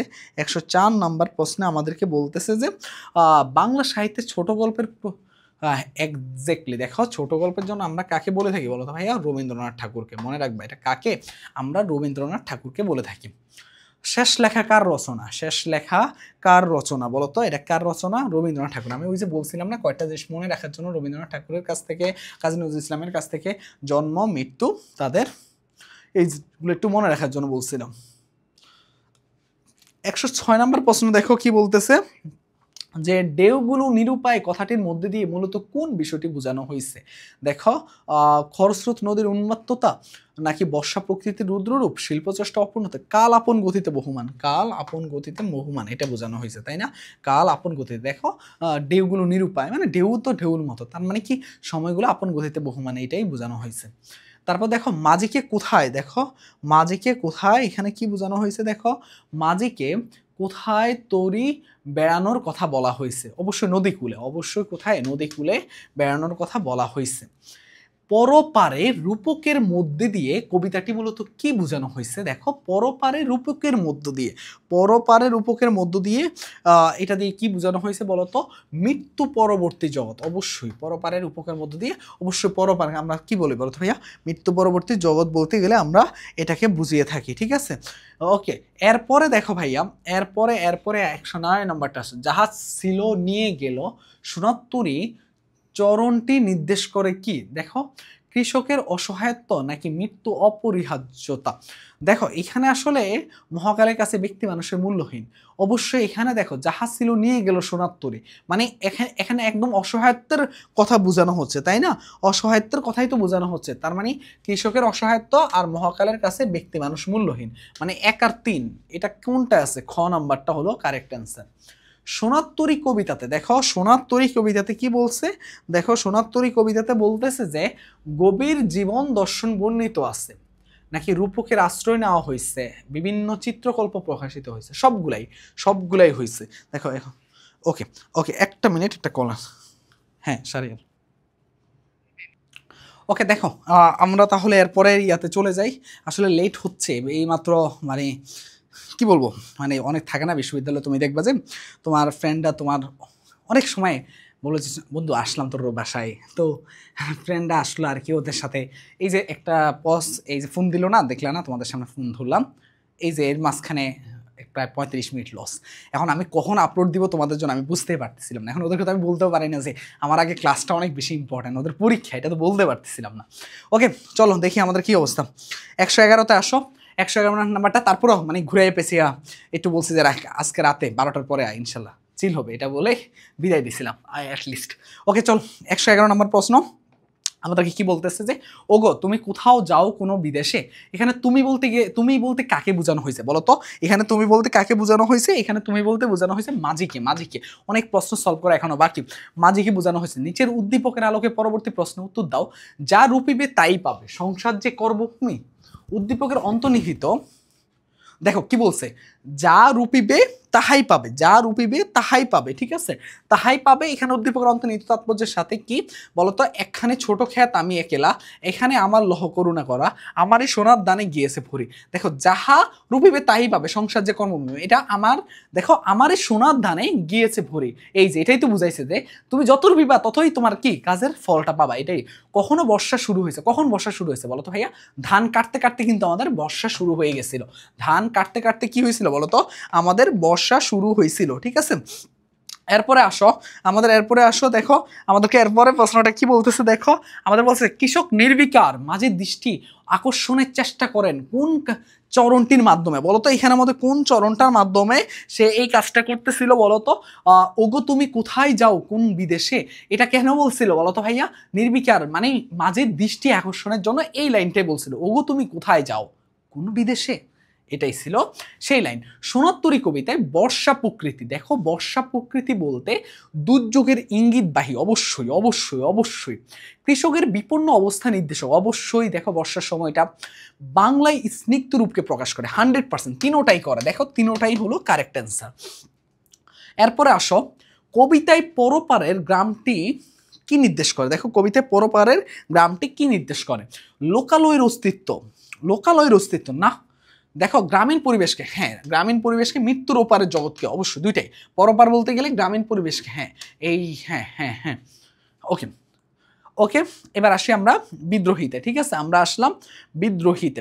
বিদ্রোহীর আমাদের প্রথম যেই আমাদের দেখো, মম এক হাতে বাঁকা বাঁশের বাঁশরি আর হাতে রণতুর্য, চরণটিতে প্রকাশ পেয়েছে কি? চরণটিতে আমাদের প্রকাশ পেয়েছে কি দেখো, প্রেম এবং দ্রোহ, প্রেম এবং দ্রোহ এই জিনিসটা একসাথে আমাদের প্রকাশ পেয়েছে, তাই না? মনে রাখবা মনে রাখবা, প্রেম আর যুদ্ধও না, আবার দ্রোহ এবং বিরহ না, সঙ্গীত দ্রোহ না, শুধু প্রেম ও দ্রোহ। 118 নম্বর এমসিকিউতে আসো, কি বলতেছে দেখো, 118 নম্বর এমসিকিউতে বলতেছে যে বিদ্রোহী কবিতায় কবি নিজেকে কার সুত হিসাবে পরিচয় দিয়েছেন? কার সুত হিসাবে দিয়েছেন দেখো তো? ইন্দ্রাণী, দেখো কার? ইন্দ্রাণী। দুর্বাসা না, বিশ্বামাত্রী না, তাহলে কার বলো তো ভাইয়া? কার কার কার কার কার বলো বলো বলো? ইন্দ্রাণীর, ইন্দ্রাণীর। বিদ্রোহী কবিতাটি রচনার শতবর্ষ পূর্ণ হয়েছে কত সালে বলো তো? 2021 সালে, 2021 সালে। মুখস্থ রাখবে, এটা মুখস্থ ভাইয়া, এটা একদম ঠাডা মুখস্থ রাখবা, পরীক্ষা আসবে, পরীক্ষায় আসবে। এরপর আসো, বিদ্রোহী কবিতাটি কবি কাকে কুর্নিশ করেন? দেখো এই জিনিসটা, দেখো এই জিনিসটা আমাদেরকে কি করতে হবে? এই জিনিসটা আমাদেরকে মনে রাখতে হবে। কবি কাকে কুর্নিশ করেন এই জিনিসটা আমাদেরকে কি করতে হবে? মনে রাখতে হবে, ঠিক আছে। কবি কাকে কুর্নিশ করছেন বলতো? নিজেকে, নিজেকে উনি কুর্নিশ করছেন। এরপরে দেখো ভাই, কত সালে কাজী নজরুল ইসলামকে স্বাধীন বাংলাদেশের জাতীয় কবি হিসাবে স্বীকৃতি দেয়? 1972 সালে কিন্তু এই ঘটনাটা ঘটছিল। তাই মনে রাখবো যে 1972 সালে কি হয়েছিল বলতো? 1972 সালে কাজী নজরুল ইসলামকে আমাদের কি হয়েছিল বলতো? বাংলাদেশের জাতীয় কবি হিসেবে স্বীকৃতি দেওয়া হয়েছে। কাজী নজরুল ইসলাম কত খ্রিস্টাব্দে মৃত্যুবরণ করেন? বলছিলাম না যে তাদের জন্মসাল মৃত্যুসালগুলো একটু মুখস্থ রাখার জন্য, 1976 সালে। আর রবীন্দ্রনাথ ঠাকুরেরটাও একটু মনে রাখার জন্য, ঠিক আছে, মনে রাখার জন্য বলছিলাম।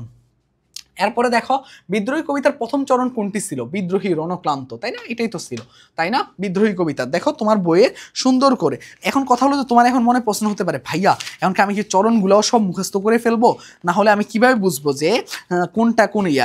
এটা আমাকে অনেক কমন কমেন্টের মধ্যে প্রশ্ন করো তোমরা যে হ্যাঁ আমি কিভাবে বুঝবো যে কোন লাইনটা কিভাবে হয়? এটা আসলে কি, এই ধরনের প্রশ্নগুলোর জন্য তুমি তো প্রথম 2 লাইন 3 লাইন কবিতা তো 2-1 লাইন তোমার পড়লে, আমরা তো একদম একবার যদি আমরা একবার হয় তাহলে তো আমরা বুঝতে পারি যে আসলে কি জিনিসটা হয়েছে, তাই না? এই একটু তো ভুল করলাম, একটু ভুল করলাম না, একটু ভুল করলাম। দেখো বলো আমরা কি ভুল করছি বলো তো? এখানের মধ্যে আমরা যেটা ভুল করছি কি দেখো, এখানের মধ্যে আমরা যেটা ভুল করছি, বিদ্রোহী কবিতার প্রথম চরণ কোনটা ছিল? দেখো আমি তাড়াহুড়ায় কি বলছিলাম? বিদ্রোহী রণক্লান্ত, ভুল বলছিলাম। এটা হবে কি বলো তো ভাইয়া? এটা হবে মেনলি বলবীর, বলবীর, বলবীর, বলবীর। যদি আমি হ্যাঁ বই তো বলো, হ্যাঁ বলবীরে। দেখো 124-এর আসো, কবি নিজেকে চির বিদ্রোহী বলেছেন কেন? তার বিদ্রোহ নিরন্তর বলে। দেখো তিনি আত্মের পক্ষে দ্রোহ করেন বলে তার বিদ্রোহ অন্যায়ের বিরুদ্ধে বলে। অবশ্য অন্যায়ের বিরুদ্ধে বলে, তাই না বলো তো? নাকি তার বিদ্রোহ নিরন্তর বলে? বলো। চির বিদ্রোহী বলেছেন কেন? চির বিদ্রোহী বলেছেন কেন দেখি তো, দেখি তো চির বিদ্রোহী কেন বলেছেন। দেখো উনি চির বিদ্রোহী কেন বলেছেন, এই জিনিসটা আমরা কোথায় গেলে পাবো জানো? এই জিনিসটা দেখো, এই যে দেখো, এই দেখো এইটা কিন্তু কি বলতো, তার বিদ্রোহ অন্যায়ের বিরুদ্ধে, তার বিদ্রোহ চির ধরে না বলে, তার দ্রোহকরণ বলে না, তার বিদ্রোহী নিরন্তর বলে আমরা কি, তিনি নিজেকে চির বিদ্রোহী বলেছেন। ঠিক আছে, এবার আসো 125-এ। দেখো 125-এ আসি, 125-এ আসি। 125 নাম্বারটায় কি বলছে? চির উন্নতশীল কথাটি কিসের পরিচায়ক বলো তো ভাইয়া? কথাটি কিসের পরিচায়ক? এটা হলো হিমালয়ের মতো ধীরতার, হিমালয়ের মতো ধীরতার একটা পরিচয় দিছে, চির উন্নতশীল, তাই না? বলতো। এরপরে দেখো বিদ্রোহী কবিতার অকাল বৈশাখী ঝড়ের সঙ্গে কিসের তুলনা করা হয়েছে বলতো? দমকা হওয়ার নাকি উত্তর বায়ুর? বলতো কিসের তুলনা করা হয়েছে বলতো? এখানের মধ্যে এলানো চুলের তুলনা করা হয়েছে। অকাল বৈশাখী ঝড়ের সাথে এলানো চুলের তুলনা করা হয়েছে। কবি নিজেকে চির দুর্দম, দুর্বিনীত, নৃশংস আখ্যা দিয়ে বোঝাতে চেয়েছেন আপোষহীন, অন্যের বিরুদ্ধে কঠোর, আত্মনির্ভরশীল। তিনোটাই উনি বোঝাতে চেয়েছেন নিজেকে। এরপরে আসো কত নাম্বার প্রশ্ন? 128 নাম্বার প্রশ্ন। দেখো 128 নাম্বার প্রশ্নে বিদ্রোহী কবি সবকিছু ভেঙে চুরমার করেন, আইন অমান্য করেন, অপরাধীকে শাস্তি দেন। দেখো বিদ্রোহী কবি সবকিছু কি করেন বলতো ভাইয়া? 128-এ দেখো ভাইয়া কি হবে বলতো?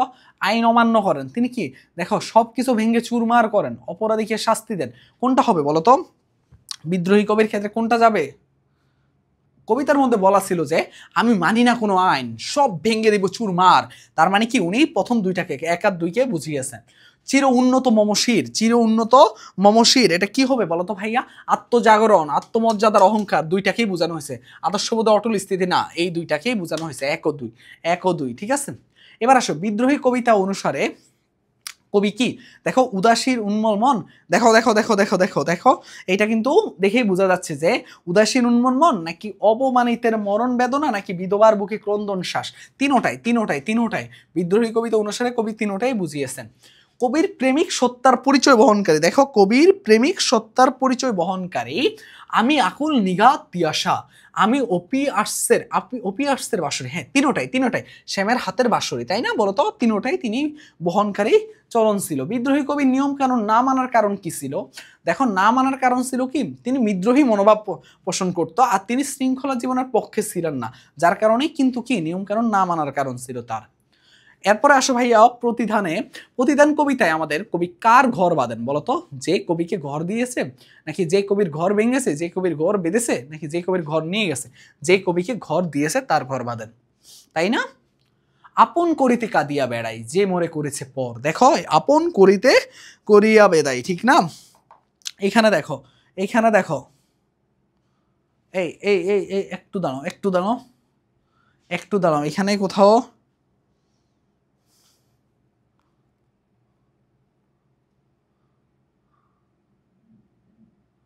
আমাদের একটু ভুল হয়েছে। দেখো 133 নম্বর প্রশ্নে আসো, 133 নম্বর প্রশ্নে আসো।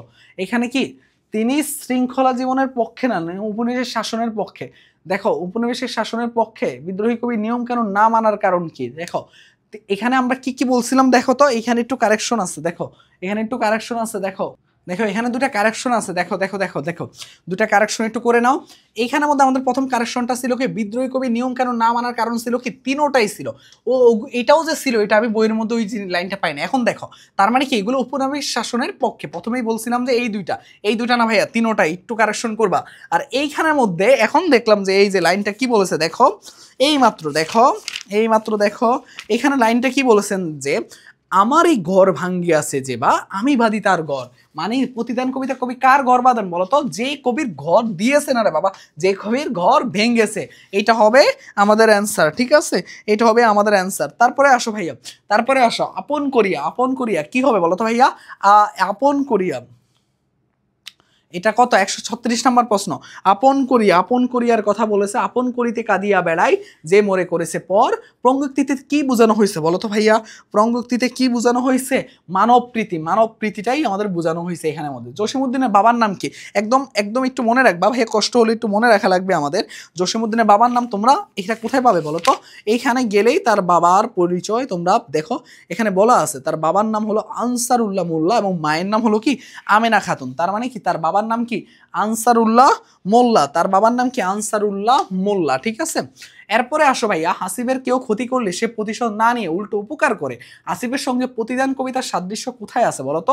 পরার্থে আত্মনিবেদন করলে আমরা কিন্তু একটা শান্তি পাই, তাই না? পরার্থে আত্মনিবেদন। কবি কাকে আপন করতে কেঁদে বেড়ান বলতো ভাইয়া?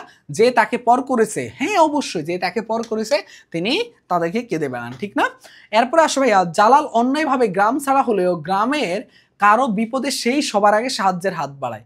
জালালের মধ্যে প্রতিদান কবিতায় কোন দিকটি প্রকাশ পেয়েছে বলতো ভাইয়া? অবশ্যই অবশ্যই অবশ্যই ক্ষমাশীলতা, ক্ষমাশীলতা দিকটা তার মধ্যে প্রকাশ পেয়েছে।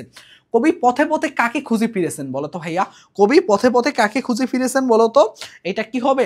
এইটা হবে যে আমাদের যে কবির ঘর ভেঙেছে না, যে কবিকে পথের বিরাগী করেছে, যে কবিকে পথের বিরাগী করেছে তিনি তাকে পথে পথে খুঁজে বেরিয়েছেন, ঠিক আছে। এরপরে আসো ভাইয়া, প্রতিদান কবিতায় উল্লেখিত রজনী কেমন ছিল? দেখো প্রতিদান কবিতায় উল্লেখিত রজনী কেমন ছিল বলতো? ওই যে দীর্ঘল ছিল, তাই না? বলতো ভাইয়া দীর্ঘল ছিল। এরপরে দেখো ভাইয়া, বিষে ভরা বানের বিনিময়ে কবি বুক ভরা গান দিতে চান কেন বলতো ভাইয়া? কেন দিতে চাইছিল কবি এটা? কেন দিতে চাইছিল বলতো? তিনি সৌহার্দ্য রক্ষায় বিশ্বাসী ছিল, অসহায়ত্বের কারণে না, অনির্দিষ্ট ভয় না, তো না, কিসের কারণে? সৌহার্দ্য রক্ষায়, সৌহার্দ্য রক্ষায়। কবি কাটার বিনিময়ে কি দান করেছেন বলতো? কবি কাটার বিনিময়ে কি দান করেছিলেন বলতো ভাইয়া? ফুল, ফুল, ফুল।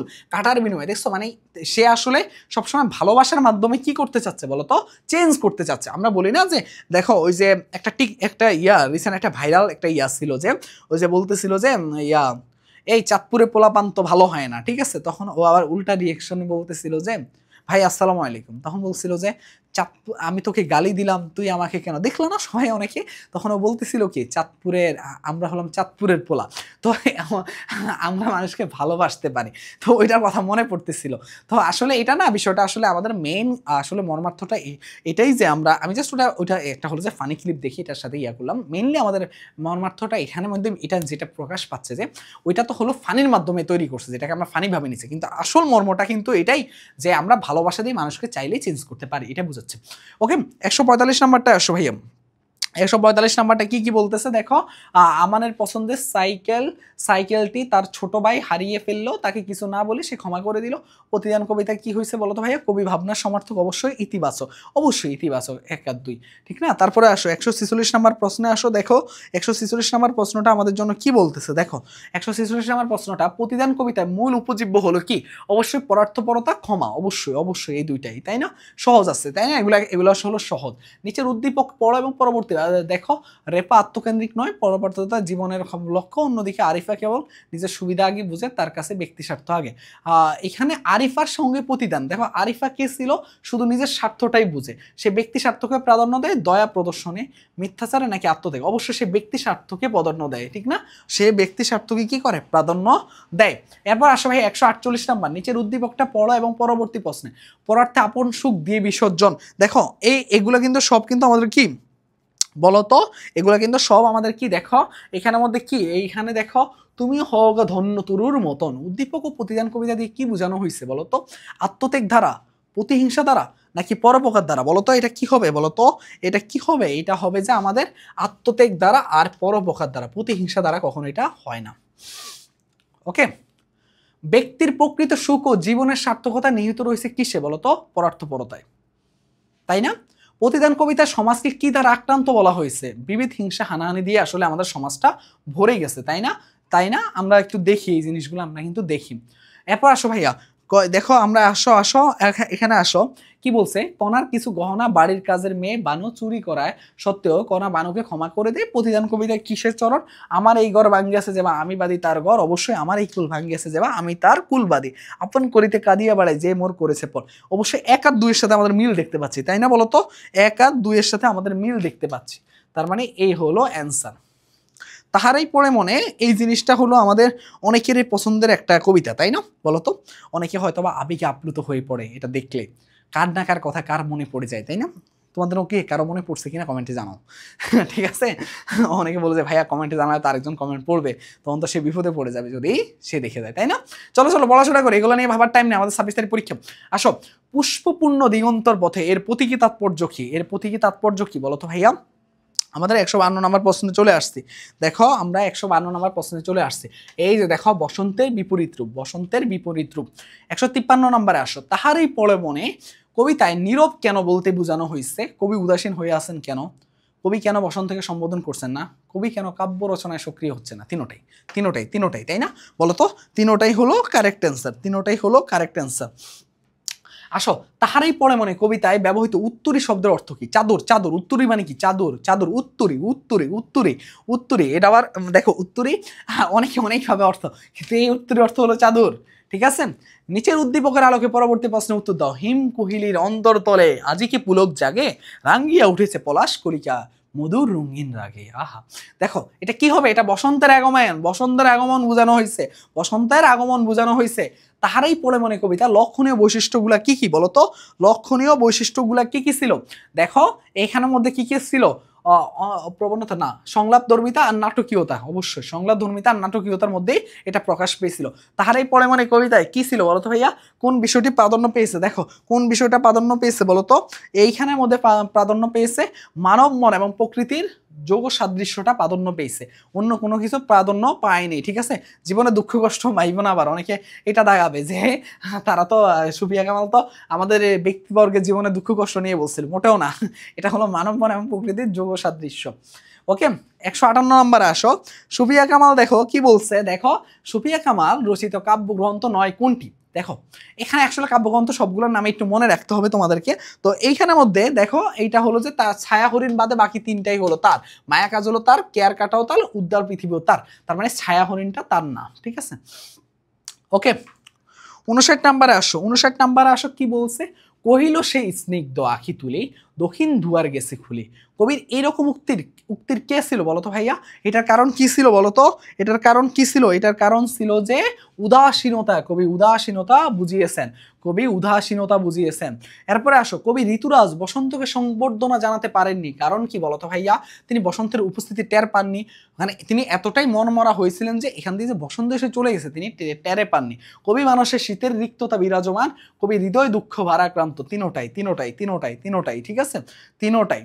এবার আসো, তাহারাই পরিমাণে পড়ে মনে কবিতার বিশেষ দিক কি ছিল বলতো ভাইয়া? তাহারাই পড়ে মনে কবিতার বিশেষ দিকটা কি ছিল বলতো? বিশেষ দিকটা ছিল আমাদের, বিশেষ দিকটা ছিল আমাদের কি? শোকানুভূতি, বিষাদময়, বেদনা বিরহ। তিনোটাই তিনোটাই তিনোটাই, তাই না? তিনোটাই। এবার আসো, 18 বছর বয়স, সেই আমাদের বয়স যেটা আমাদের কি বলতো ভাইয়া? যেটা আমাদেরকে অনেক বেশি কি করে ফেলে বলতো ভাইয়া? আহন্তুক একদম। এই যে তোমাদের সাথে অনেকে আন্দোলন করতেছে, তারা ভাবতেছে যে 18 বছর বয়স দেখে, কিন্তু না ভাইয়া, পড়ার টেবিলে এখনই চলে আসো ভাইয়া, সময় নষ্ট করবা না। আমরা যেহেতু বাংলা পরীক্ষা আর 2 দিন বাকি, আর পরীক্ষা পিছানো যারা এখনো চিন্তা করতেছে ওরা যে আরো কত বোকার সাগরে ডুবে আছে, ওরা যে পরীক্ষায় কি পরিমাণ ধরাটা খাবে, আমি প্রথম থেকে বলে আসছিলাম একটু পড়ো ভাইয়া, জীবনে বোর্ড কিন্তু চেঞ্জ করবে না, ঠিক আছে? এমন কিছুই হয় না এখন অব্দি, ঠিক আছে? 18 বছর বয়সে কিসের প্রস্তুতি নিতে হয় বলো তো ভাইয়া? কিসের প্রস্তুতি নিতে হয়? মানে এখন তোমরা বলতে পারো যে ভাইয়া করোনা অনেক বড় কিছু ক্ষতি, কিন্তু ভাইয়া দেখো এখনো কিন্তু সবকিছু, ওই যে বললাম না আমি তোমাকে, সবকিছু সচল হয়ে আছে। তোমরা যা যা যুক্তিগুলা বলতেছো, কিন্তু ভাইয়া এখানে এটা হলো আমাদের বাংলাদেশ, এটা তোমাকে বুঝতে হবে, অনেকগুলো জিনিস, অনেকগুলো ফ্যাক্টর আছে। তো এই যে আসলে একটু হলেও তো তোমাদের থেকে একটু হলেও ওই যে অভিজ্ঞতাটা হয়তোবা বেশি হয়েছে, হয়তোবা তোমরা আমার চাইতে অনেক বেশি জানো, কিন্তু হয়তোবা অভিজ্ঞতা দিক থেকে তো আমি তোমাদের চাইতে একটু হলেও বেশি, ওই অভিজ্ঞতার আলোকে বলছিলাম। যাই হোক, এখন আসো পড়ায় আসি। 162 নম্বর প্রশ্নে আসো। 162 নম্বর প্রশ্নে আসো। কি বলতেছি যে আমাদেরকে 18 বছর বয়সে কিসের প্রস্তুতি নিতে হয়? স্বনির্ভর হওয়ার, নিজে নিজে প্রস্তুতি নেওয়ার, ঠিক আছে? এখন যৌবন যার যুদ্ধে যাবে, দেখো কি বলতেছে, দেখো দেখো দেখো দেখো দেখো, এখন যৌবন যার, দেখো এখানে কি বলতেছে যে এখন যৌবন যার যুদ্ধে যাবে তার শ্রেষ্ঠ সময়, নিচের কোন চরণটা? এই বয়স জানে রক্তদানের পুণ্য, তাই কি না বলো তো ভাইয়া? এই বয়স কারো মাথা না, এটাই এটাই এটাই ভাব মিলে কার? এই বয়স জানে। একটু কঠিন প্রশ্ন, দেখো কোথায় আসছে? ময়মনসিংহ গার্লস ক্যাডেট কলেজ আছে, কিছু কঠিন প্রশ্ন ডাকছি কেন নেই? 18 বছরের তরুণেরা কেমন বেগে চলে? কেমন বেগে বলো তো? বাষ্পের বেগে নাকি ঝড়ের বেগে? কেমন বেগে বলো তো বলো তো বলো তো, কেমন বেগে চলে? ট্রেনের বেগে? বাষ্পের বেগে, তাই না? বাষ্পের বেগে চলে। 18 বছর বয়সের সংবেদনশীল কথা উঠে এসেছে নিচের কোন চরণে? এই বয়সে প্রাণ তীব্র আর প্রখর, এইটা এই বয়সে প্রাণ তীব্র আর প্রখর। এবার আসো 66 নাম্বার প্রশ্নে, এই সময় সচেতন এবং সচেষ্টভাবে নিজেকে পরিচালনা করতে না পারলে পদস্খলন হতে পারে। কোথায় বলো তো, কিসের কথা বলেছে? 166 নাম্বার প্রশ্নে কিসের কথা বলেছে? কিসের কথা বলেছে বলো তো ভাইয়া? দুর্যোগে হাল, এই যে দেখো এই চরণের সাথে মিলে গেছে, তাই না? দুর্যোগে হাল ঠিক মতো রাখা ভার। হ্যাঁ এইটাই দেখো, এই সময় সচেতন এবং সচেষ্টভাবে নিজেকে পরিচালনা করতে না পারলে পদস্খলন হতে পারে, তাই না? দুর্যোগে হাল ঠিক মতো ধরতে না পারলে কিন্তু এইটা আমাদের ফেস করা লাগবে, তাই না? এরপরে আসো ভাইয়া, 18 বছর বয়স কেমন? কেমন বলো তো? অবশ্যই প্রখর, অনুভূতিশীল, নষ্ট হওয়া, নিজের গড়ে নেওয়া উভয় সম্ভাবনায় ভরপুর, হিংস্রতা পরিপূর্ণ মোটেও না। 71। এরপরে আসো ভাইয়া 168 নাম্বারটা আসো। 168 নাম্বারটা কি বলতেছে দেখো, 118 বছর বয়স কবিতায় ইতিবাচক কয়টি সম্ভাবনা হলো? সাহসিকতা, ধীরচেতা, শপথ গ্রহণ, বিপদের মুখে অগ্রণী ভূমিকা। এটা তো মোটেও না, তার মানে 1 আর 2, তাই না? ভীরুতা, আমরা তো 18 বছর বয়স, আমরা কি ভয় পেতে পারি? আমরা কোনো কাপুরুষ? মোটেও না, তার মানে অবশ্যই 1 আর 2, তাই না? 1 আর 2 হলো সঠিক। তারপরে আসো, নিচের উদ্দীপকের আলোকে পরবর্তী প্রশ্নের উত্তর দাও। তরুণ সৈকত গ্রামের নির্যাতিত মানুষের পক্ষে কাজ করতে গিয়ে মৃত্যুকে বরণ করে নিয়েছিল। এই বয়স জানে রক্তদানে পূর্ণ, এটা খুবই গুরুত্বপূর্ণ লাইন। এই বয়স জানে রক্তদানে পূর্ণ। আমি তোমাদেরকে বলছিলাম না, ওই যে তোমাদেরকে বলছিলাম যে বাংলা কিভাবে ভালো মার্ক পেতে পারো, কিছু লাইন মুখস্থ, দেখো এরকম কিছু লাইন, এই বয়স জানে রক্তদানের পূর্ণ, এই লাইনটা যদি মাঝখানে নীলকালি দিয়ে লিখে দাও, মানে কতটা সৌন্দর্য বৃদ্ধি পারবে, তাই না? ওকে চলো 170 নাম্বার প্রশ্ন, নিচের উদ্দীপকটির আলোকে পরবর্তী প্রশ্নের উত্তর দেই, দেখি কোনটা হবে বলো তো, কোনটা হবে বলো তো, কোনটা হবে? আষাঢ়ের ঘিরে নিঃস্রাব সমকুনো বাধা মানিল না, সমকুনো বাধা মানিল। এই বয়স কেউ মাথা নোয়াবার নয়, তাই না? এই বয়সে আমাদের মাথা নোয়াবার নয়, আমরা কি বলতো ভাইয়া, মাথা নোয়াবার পক্ষে নই, তাই না? এই বয়স বাঁচে দুর্যোগে, এই পঙ্ক্তির ভাবার্থ কি? বিপর্যয় এবং ঝুঁকির মধ্যেও বাঁচার প্রেরণা। ঠিক আছে, দুর্যোগে বাঁচছি কিন্তু ঝুঁকির মধ্যে বাঁচার মধ্যে একটা প্রেরণা পাওয়া যায়। এদেশের বুকে 18 আসুক নামে কোন মনোভাব প্রকাশ পেয়েছে? তারুণ্য শক্তির জাগরণ। উষাদ দুয়ারে হানিয়াগাত, আমরা আনিব রাঙ্গা পবত, আমরা টুটাবো তিমির রাত, বাধার বিন্ধ্যাচল। কি বোঝানো হয়েছে বলতো? 18 বছর বয়সকে বোঝানো হয়েছে। সবচেয়ে কম বয়সে মৃত্যুবরণ করছেন কোন কবি বলতো? এটা কিন্তু পারা উচিত। কে বলতো ভাইয়া? আমাদের সুকান্ত ভট্টাচার্য, খুবই অল্প বয়সে তিনি মৃত্যুবরণ করেছেন। 175 নম্বর প্রশ্ন দেখো কি বলেছেন, বিপদের মুখে 18 বছর বয়স কেমন? বলো কেমন? অবশ্যই বুঝে গেছো অ্যান্সার, বুঝে গেছো কিন্তু কি বলতো ভাইয়া? অ্যান্সার অগ্রণী। ওরা দেখো বলে বইয়ে লেখা আছে, বিপদের মুখে 18 বছর বয়স কেমন? অগ্রণী। এই বয়স জানে যেন ভীরু, কাপুরুষ নয়, তাই না? এই বয়স যেন ভীরু, কাপুরুষ নয়, এটা কোনটা? 18 বছর বয়সকে বোঝানো হয়েছে আমাদের। 18 বছর বয়স কবিতায় তবু 18 শুনেছি জয়ধ্বনি, কি জয়ধ্বনি। এটা কে? এই বয়স বাঁচে দুর্যোগে আর ঝড়ে, বিপদের মুখে এই বয়স অগ্রণী, তাই না? 1 আর 2। 18 বছর বয়স, দেখো 18 বছর বয়স কি বলছে, যে 18 বছর বয়স, হ্যাঁ কাঁদতে জানে না কেন? এই বয়সে মানুষ আত্মপ্রত্যয়ী হয়, কেউ কষ্ট দেয় এগুলো না ভাইয়া, সফলতা সহজলভ্য না, এই বয়সে মানুষ আত্মপ্রত্যয়ী হয়, তাই না? এরপরে আসো, বাষ্পের বেগে, দেখো স্টিমারের মতো চলে, এই অংশটুকু পাঠ্যবের কোন কবিতার সাথে? 18 বছর বয়সের সাথে সম্পর্কিত। তারপর আসো ফেব্রুয়ারির, ঠিক আছে না? হ্যাঁ ঠিক আছে, চলো ফেব্রুয়ারি আসি। এবার বলো এখানে কি বলছে, হারের পথে আবারও কৃষ্ণচূড়া ফোটার মাধ্যমে লেখক কি বোঝাতে চেয়েছেন? সংগ্রামী চেতনাকে বোঝাতে চেয়েছেন, তাই না? হ্যাঁ সংগ্রামী চেতনাকেই তো বোঝাতে চেয়েছেন কবি, হ্যাঁ তাই। এরপর আসো, কখন সালাম আবার ফিরে আসে বলতো? অবশ্যই সালাম আবার কবে ফিরে আসছিল বলতো? কখন সালাম আবার? 69-এ সালাম আবার ফিরে আসছিল। এরপরে আসো, ফেব্রুয়ারি 1969 কবিতায় সেই ফুল আমাদেরই প্রাণ বলতে কি বোঝানো হয়েছে বাংলা ভাষাকে? অন্য কোনো ফুলকে না।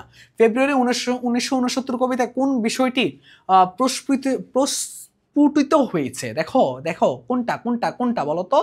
বাঙালির স্বদেশ প্রেম নাকি এই যে সংঘবদ্ধ প্রতিবাদী একটা আন্দোলন, এই জিনিসটা আসলে আমাদের কি বলতো ফেব্রুয়ারির এটাতে প্রকাশ পেয়েছে, তাই না? হ্যাঁ দেখো এইখানের মধ্যে আসো, কোন সালে ছাত্র অসন্তর 1969 সালে গণ অভ্যুত্থানের রূপ নেয়? বলতো কোন সালে হয়েছিল এটা? এটা কবে হয়েছিল? আমাদের 1952 সালে, তাই না? হ্যাঁ আসো আসো এইটা আসো, এখানে আসো 185 নাম্বার প্রশ্নে আসো। 185 নাম্বার প্রশ্নে আসো। ফেব্রুয়ারি 1969 কবিতা কোন কারণে সার্থক বলতো? কোন কারণে সার্থক? চেতনার চেতনার চেতনার। ওকে, এই রঙের বিপরীতে আছে অন্য রং দ্বারা ফেব্রুয়ারি 1969 কবিতার কোনটির ইঙ্গিত করেছে বলতো? এটা কোনটির ইঙ্গিত করেছে বলতো? এটা করেছে আমাদেরকে অভ্যুত্থানে দমনকারী নির্দয়তা, এই জিনিসটাকে আমাদের বুঝিয়েছে, তাই না? হ্যাঁ তাই তাই দেখো ফেব্রুয়ারি 1969 কবিতায় লক্ষণীয় বিষয় কি? লক্ষণীয় বিষয় ছিল যে আন্দোলন সংগ্রামে বাঙালির চেতনাবোধ, আন্দোলন সংগ্রামে বাঙালির চেতনা জাগরণ। হ্যাঁ 1 আর 2।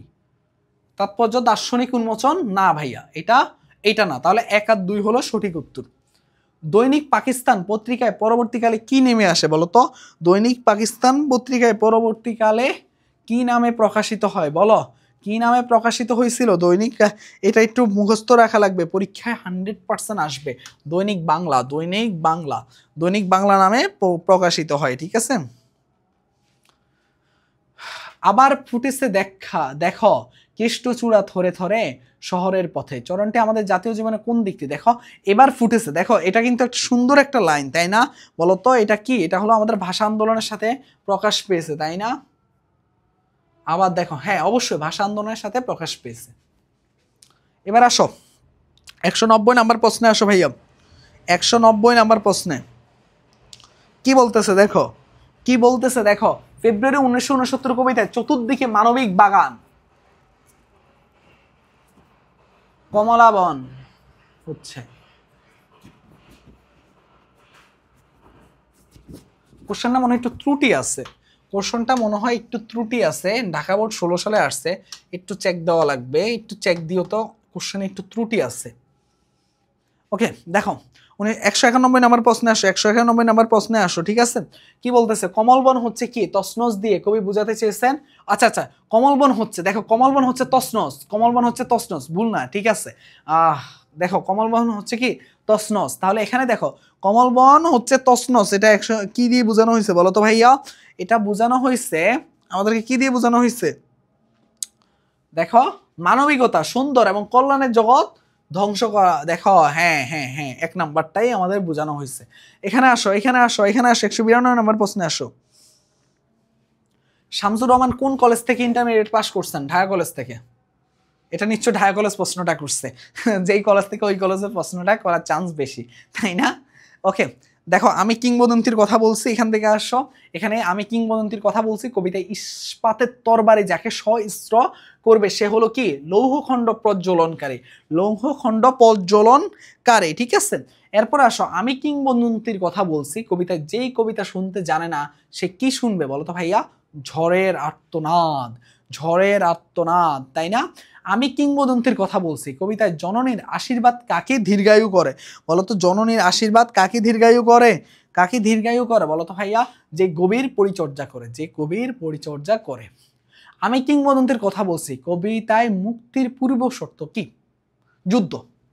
100% কি? যুদ্ধ, যুদ্ধ। জিহ্বায় উচ্চারিত কেমন শব্দ কবিতা বলতো ভাইয়া? জিহ্বায় এই যে দেখো উচ্চারিত সত্য। কার ভালোবাসার সুকণ্ঠ সঙ্গীত কবিতা বলতো? কার ভালোবাসার সুকণ্ঠ সঙ্গীত কবিতা? কার হবে কার হবে কার হবে? সুপুরুষের, সুপুরুষের কবি বলেছেন। দেখো আমি কিংবদন্তির কথা বলছি, কবিতায় কবি কার যুদ্ধের কথা বলেছেন বলতো ভাইয়া? কবিতায় কবি কার যুদ্ধের কথা বলেছেন? ভাইয়ের, ভাইয়ের যুদ্ধের কথা বলেছেন কবি। তারপরে দেখো ভাইয়া, তারপরে দেখো 200 নম্বর প্রশ্ন। দেখো রংপুর গ্যারেটে আসছিল, আমি কিংবদন্তির কথা বলছি, কবিতা কিংবদন্তি শব্দটি কিসের প্রতীক? ঐতিহ্যের প্রতীক, ঐতিহ্যের প্রতীক, ঐতিহ্যের প্রতীক। ওকে আমাদের এর মাধ্যমে পদ্ম শেষ। পদ্মটা একটু তাড়াতাড়ি টানা লাগছে, কারণ হলো যে আমাদের আসলে গদ্য পদ্য এগুলো সব কিছু শেষ করানো লাগবে, এই কারণে আর কি একটু, কিন্তু আমরা তো ইম্পর্টেন্ট প্রশ্নগুলো সম্বন্ধে ধারণা পেয়ে গেছি, এটা আমাদের জন্য অনেক বড় একটা সুবিধা হয়েছে। তাহলে আমরা এখন চলে যাব কোথায়, একটু দাঁড়াও, ওকে, আমরা এখন চলে যাব লাল সালুতে। এখানে আর বেশিক্ষণ লাগবে না, একটু চলো আমরা ফার্স্ট আগে, ঠিক আছে। লাল সালু, সিরাজউদ্দৌলা, আমি একটু পরে তোমাদের বিস্তারিত এটা নিয়ে সব ক্যারেক্টার থেকে শুরু করে, সারসংক্ষেপ থেকে শুরু করে, গল্পের প্রত্যেকটা ক্যারেক্টারের বিভিন্ন ব্যাখ্যা থেকে শুরু করে পুরো আমি একটা ওয়ান শট নিব। তারপরে ওই লাল সালু সিরাজউদ্দৌলা আমরা আবার এমসিকিউ আবার সিকিউ সলভ করবো ওইখানে। তার মানে এইখানে হয়তোবা খুব বেশি আসলে আমি সময় নষ্ট করব না, কারণ আমি লাল সালু এবং তোমার হলো যে কিসের বলো তো, ওই যে তোমার হলো যে সিরাজউদ্দৌলার কিন্তু আবার ওখানে ওয়ান শটে পরে সিকিউ এমসিকিউ দুইটাই করাবো, যাতে তোমার সব কমপ্লিট হয়। একটু দ্রুত আমরা এখানে যা সংক্ষেপে, যেহেতু যারা পড়ছে, যারা লাল সালু আর সিরাজউদ্দৌলা আগেই দেখছে মানে পড়ছে, তাদের দেখা লাগবে না, তারা তো এখানে ওয়ান শটের জন্য অপেক্ষা করতেছে, তাদের জন্য এই পার্টটুকু আমরা ফার্স্ট আগাবো, ঠিক আছে, যেহেতু এখানে আমরা বেশি সময় নিব না, ঠিক আছে। তো চলো আমরা জাস্ট অ্যান্সারগুলো বলতে যাই, ঠিক আছে। দেখো, লাল সালু উপন্যাসে মজিদের কোনটি অনুপস্থিত? সংগ্রামশীলতা মজিদের অনুপস্থিত। সন্তান আকাঙ্ক্ষায় রূপার মনে ঝরে উঠে, রূপার সাথে লাল সালু উপন্যাসের মিল রয়েছে কার? বলতো রূপার সাথে লাল সালু উপন্যাসের মিল রয়েছে কার? রহিমার আর আমেনার, তাই না? রহিমার আর আমেনার। এরপরে আসো 203 নাম্বার প্রশ্নে আসো, 203 নাম্বার প্রশ্নে আসো। দেখো, মজিদ জমিলার মধ্যে খোদাবিধি জাগাতে চায় যে কারণে জমিলাকে বশ করতে, অবশ্যই জমিলাকে, তাই না? বলতো ভাইয়া 203 নাম্বার প্রশ্নটা আসো, কি বলছে দে? হ্যাঁ, জমিলাকে বশ করতে, আর স্রষ্টা সন্তুষ্টির জন্য সে চায় নাই, তাই না? অবশ্যই। 204 নাম্বার প্রশ্নে আসো, কি বলছে? সে যেন খাঁচায় ধরা পড়েছে, সে যেন খাঁচায় ধরা পড়েছে। 204 নাম্বার প্রশ্ন, কে বলতো ভাইয়া? জমিলা। পাথর এবার হঠাৎ নড়ে, এখানে পাথর কে ছিল বলতো ভাইয়া? এখানে কিন্তু আমরা পাথর বলতে কাকে বুঝাইছিলাম বলতো? পাথর বলতে আমরা বুঝাইছিলাম মজিদকে আমরা পাথর বলতে বুঝাইছিলাম, তাই না? এবার আসো ভাইয়া, সৈয়দ ওয়ালিউল্লাহ সর্বশেষ কর্মস্থল ছিল প্যারিসে, তার সর্বশেষ কর্মস্থল ছিল কোথায়? প্যারিস। তারপর আসো, অতি সর্বপন্থে ধানের ফাঁকে ফাঁকে তার নৌকা চালায়, কেন চালায় নৌকা? কেন চালায় বলতো? কেন চালায়? ঢেউ বা শব্দ হওয়ার ভয়ে। দেখো, সহজ সরল মেয়ে, স্বামীর প্রতি তার অগাধ অটল বিশ্বাস, তার বিবেচনায়, দেখো অনেকগুলো জিনিস আমাদের বলা আছে, ঠিক না? হ্যাঁ, ঠিক আছে, ওকে। মুন্সি একজন ঝামেলা পরাজগা লোক, অথচ গ্রামের অশিক্ষিত সহজ সরল মানুষের ক্ষুধাবিধিকে কাজে লাগিয়ে ফকির মুন্সি এই কাজকে ঠকায়। লাল সালু উপন্যাসে কোন চরিত্রের সাথে মরিয়মের সাদৃশ্য? রহিমার সাথে মরিয়মের সাদৃশ্যের মিল আছে, তাই না? এবার আসো ভাইয়া, এটা আসো 209 নাম্বার প্রশ্নে আসো, 209 নাম্বার প্রশ্নে আসো। দেখি 209 নাম্বার প্রশ্ন আমাদের জন্য কি অপেক্ষা করতেছে। উদ্দীপকের ফকির ও লাল সালু উপন্যাসের মাজিদ উভয়েরই ব্যবসার উৎস হলো কি? তোমার বলো তো ভাইয়া, উভয়েরই ব্যবসার উৎস হলো আমাদের কি? দেখো, ব্যবসার উৎস হলো আমাদের মেইনলি কি ছিল? প্রতারণা, মানুষের সরলতা, ধর্মভীতি, তিনোটাই। এরপর আসো, লাল সালু উপন্যাসটি কত সালে প্রকাশিত হয়েছে বলতো?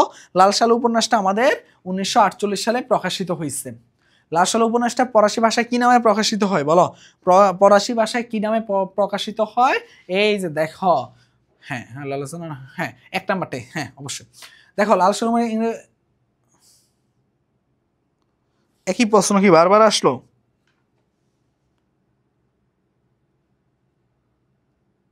এটা হচ্ছে ইংরেজি অনুবাদে, দেখো, হ্যাঁ, টি উইথাউট রুটস, এটা দিয়ে প্রকাশিত হয়েছিল। কিন্তু দেশটা কেমন? মরার দেশ। এখানে মরার দেশ বলতে কোথায় বোঝানো হয়েছে? কি বোঝানো হয়েছে বলো তো ভাইয়া? মরার দেশ বলতে বোঝানো হয়েছে কি? মরার দেশ বলতে বোঝানো হয়েছে এখানে শস্য শূন্যতাকে, ঠিক আছে। 10 কথায় রক্তে রাগ নেই, কার ক্ষেত্রে প্রযোজ্য বলো তো? 10 কথা, দেখো এটা কার ক্ষেত্রে প্রযোজ্য ছিল বলো তো ভাইয়া? এটা ছিল আমাদের রহিমার বিবির সাথে প্রযোজ্য ছিল। লাল সালু উপন্যাসে নিজেকে শিকড় ছাড়া বৃক্ষ মনে হয় কার? মজিদের। এই মজিদের না? হ্যাঁ, এটা তো মজিদেরই। মজিদ রহিমার চোখে কি দেখে? মজিদ রহিমার চোখে ভয় দেখে। লাল সালু উপন্যাসে মাজারটি দেখতে কেমন ছিল বলো তো ভাইয়া? মাজারটি দেখতে কেমন ছিল? মাজারটি দেখতে ছিল মাছের পিঠের মতো ছিল মাজারটা দেখতে। মজিদের সমস্ত কর্মকাণ্ডে খালেক ব্যাপারী সমর্থন জানিয়েছেন কেন? বলতো খালেক ব্যাপারী কেন সমর্থন জানিয়েছিল? শোষণের স্বার্থে। শোষণের স্বার্থে খালেক ব্যাপারী সমর্থন জানিয়েছিল। মজিদের সমস্ত কর্মকাণ্ডে খালেক ব্যাপারী সমর্থন জানিয়েছেন কেন? দেখো 219 নম্বর প্রশ্নটা কি হবে বলতো ভাইয়া? শ্রদ্ধাবশত। শ্রদ্ধাবশত। ওকে, সৈয়দ ওয়ালিউল্লাহর মতে ধর্মের ভিত্তিতে দুর্বল করে দিয়েছে। কে ধর্মের ভিত্তিতে দুর্বল করে দিয়েছে বলতো? কে ধর্মের ভিত্তিতে দুর্বল করে দিয়েছে? এটা হবে যে আমাদের অন্ধবিশ্বাস, সরলতা, কুসংস্কার সবগুলা। সন্তান আকাঙ্ক্ষায় রূপার মনে ঝরে উঠে। রূপার সাথে লাল সালু উপন্যাসে কে? এটা তো আমরা বুঝতেই পারি, এটা তো আমরা বুঝতেই পারি। এটা কাকে বুঝাইছে বলতো ভাইয়া? এটা বুঝাইছে আমাদের রহিমা আর আমেনাকে। মজিদ জামিলার মধ্যে খোদাবিতে জাগাতে চায় যে কারণে বলতো? কি কারণে জামিলার মধ্যে খোদাবিতে জানাতে চায়? জামিলাকে বশ করতে আর স্বীয় আধিপত্য বিস্তার করতে, ঠিক না? নিচের উদ্দীপকের আলোকে দেখো, লক্ষ্মীপুর গ্রামে নাকি এক সন্ন্যাসীর আগমন ঘটেছে। এই সন্ন্যাসী নাকি চোখের পলকে অন্য গ্রামে যেতে পারে, বাতাসের গতিতে থামতে পারে, ঠিক আছে? থামতে পারে, ঠিক আছে? এটা কি বলতো? এটা আওয়ালপুরের পীর। আওয়ালপুরের পীরের কথা বুঝাইছে। এরপর দেখো, লক্ষ্মীপুর গ্রামে নাকি এক সন্ন্যাসীর আগমন ঘটেছে। এই সন্ন্যাসী নাকি চোখের পলক। হ্যাঁ, এটা কত নম্বর প্রশ্ন ছিল? 223। ওকে, দেখো হ্যাঁ, উদ্দীপকের সাথে লাল সালু উপন্যাসে কি মিল আছে? পীর সাহেব সূর্যকে ধরে রাখতে পারেন, তিনি হুকুম না দিলে নামাজের সময় গড়ায় না। সবগুলোই তো মিল আছে, তাই না? দেখো, তিনি মুসলিমকে জান্নাত পাওয়ার ব্যবস্থা করেন বলছিল। 225-এ আসো। 225-এ আসো, দেখো কি বলতেছে যে মাজার জিয়ারত। মাজার জিয়ারত করতে এসে লোকেরা কি দেখে? ধান দেখে, ধান, তাই না? অবশ্যই ধান দেখে। হাসুনির মা আবার বিয়ে করেনি কেন? দিল চায় না, দিল চায় না বলে।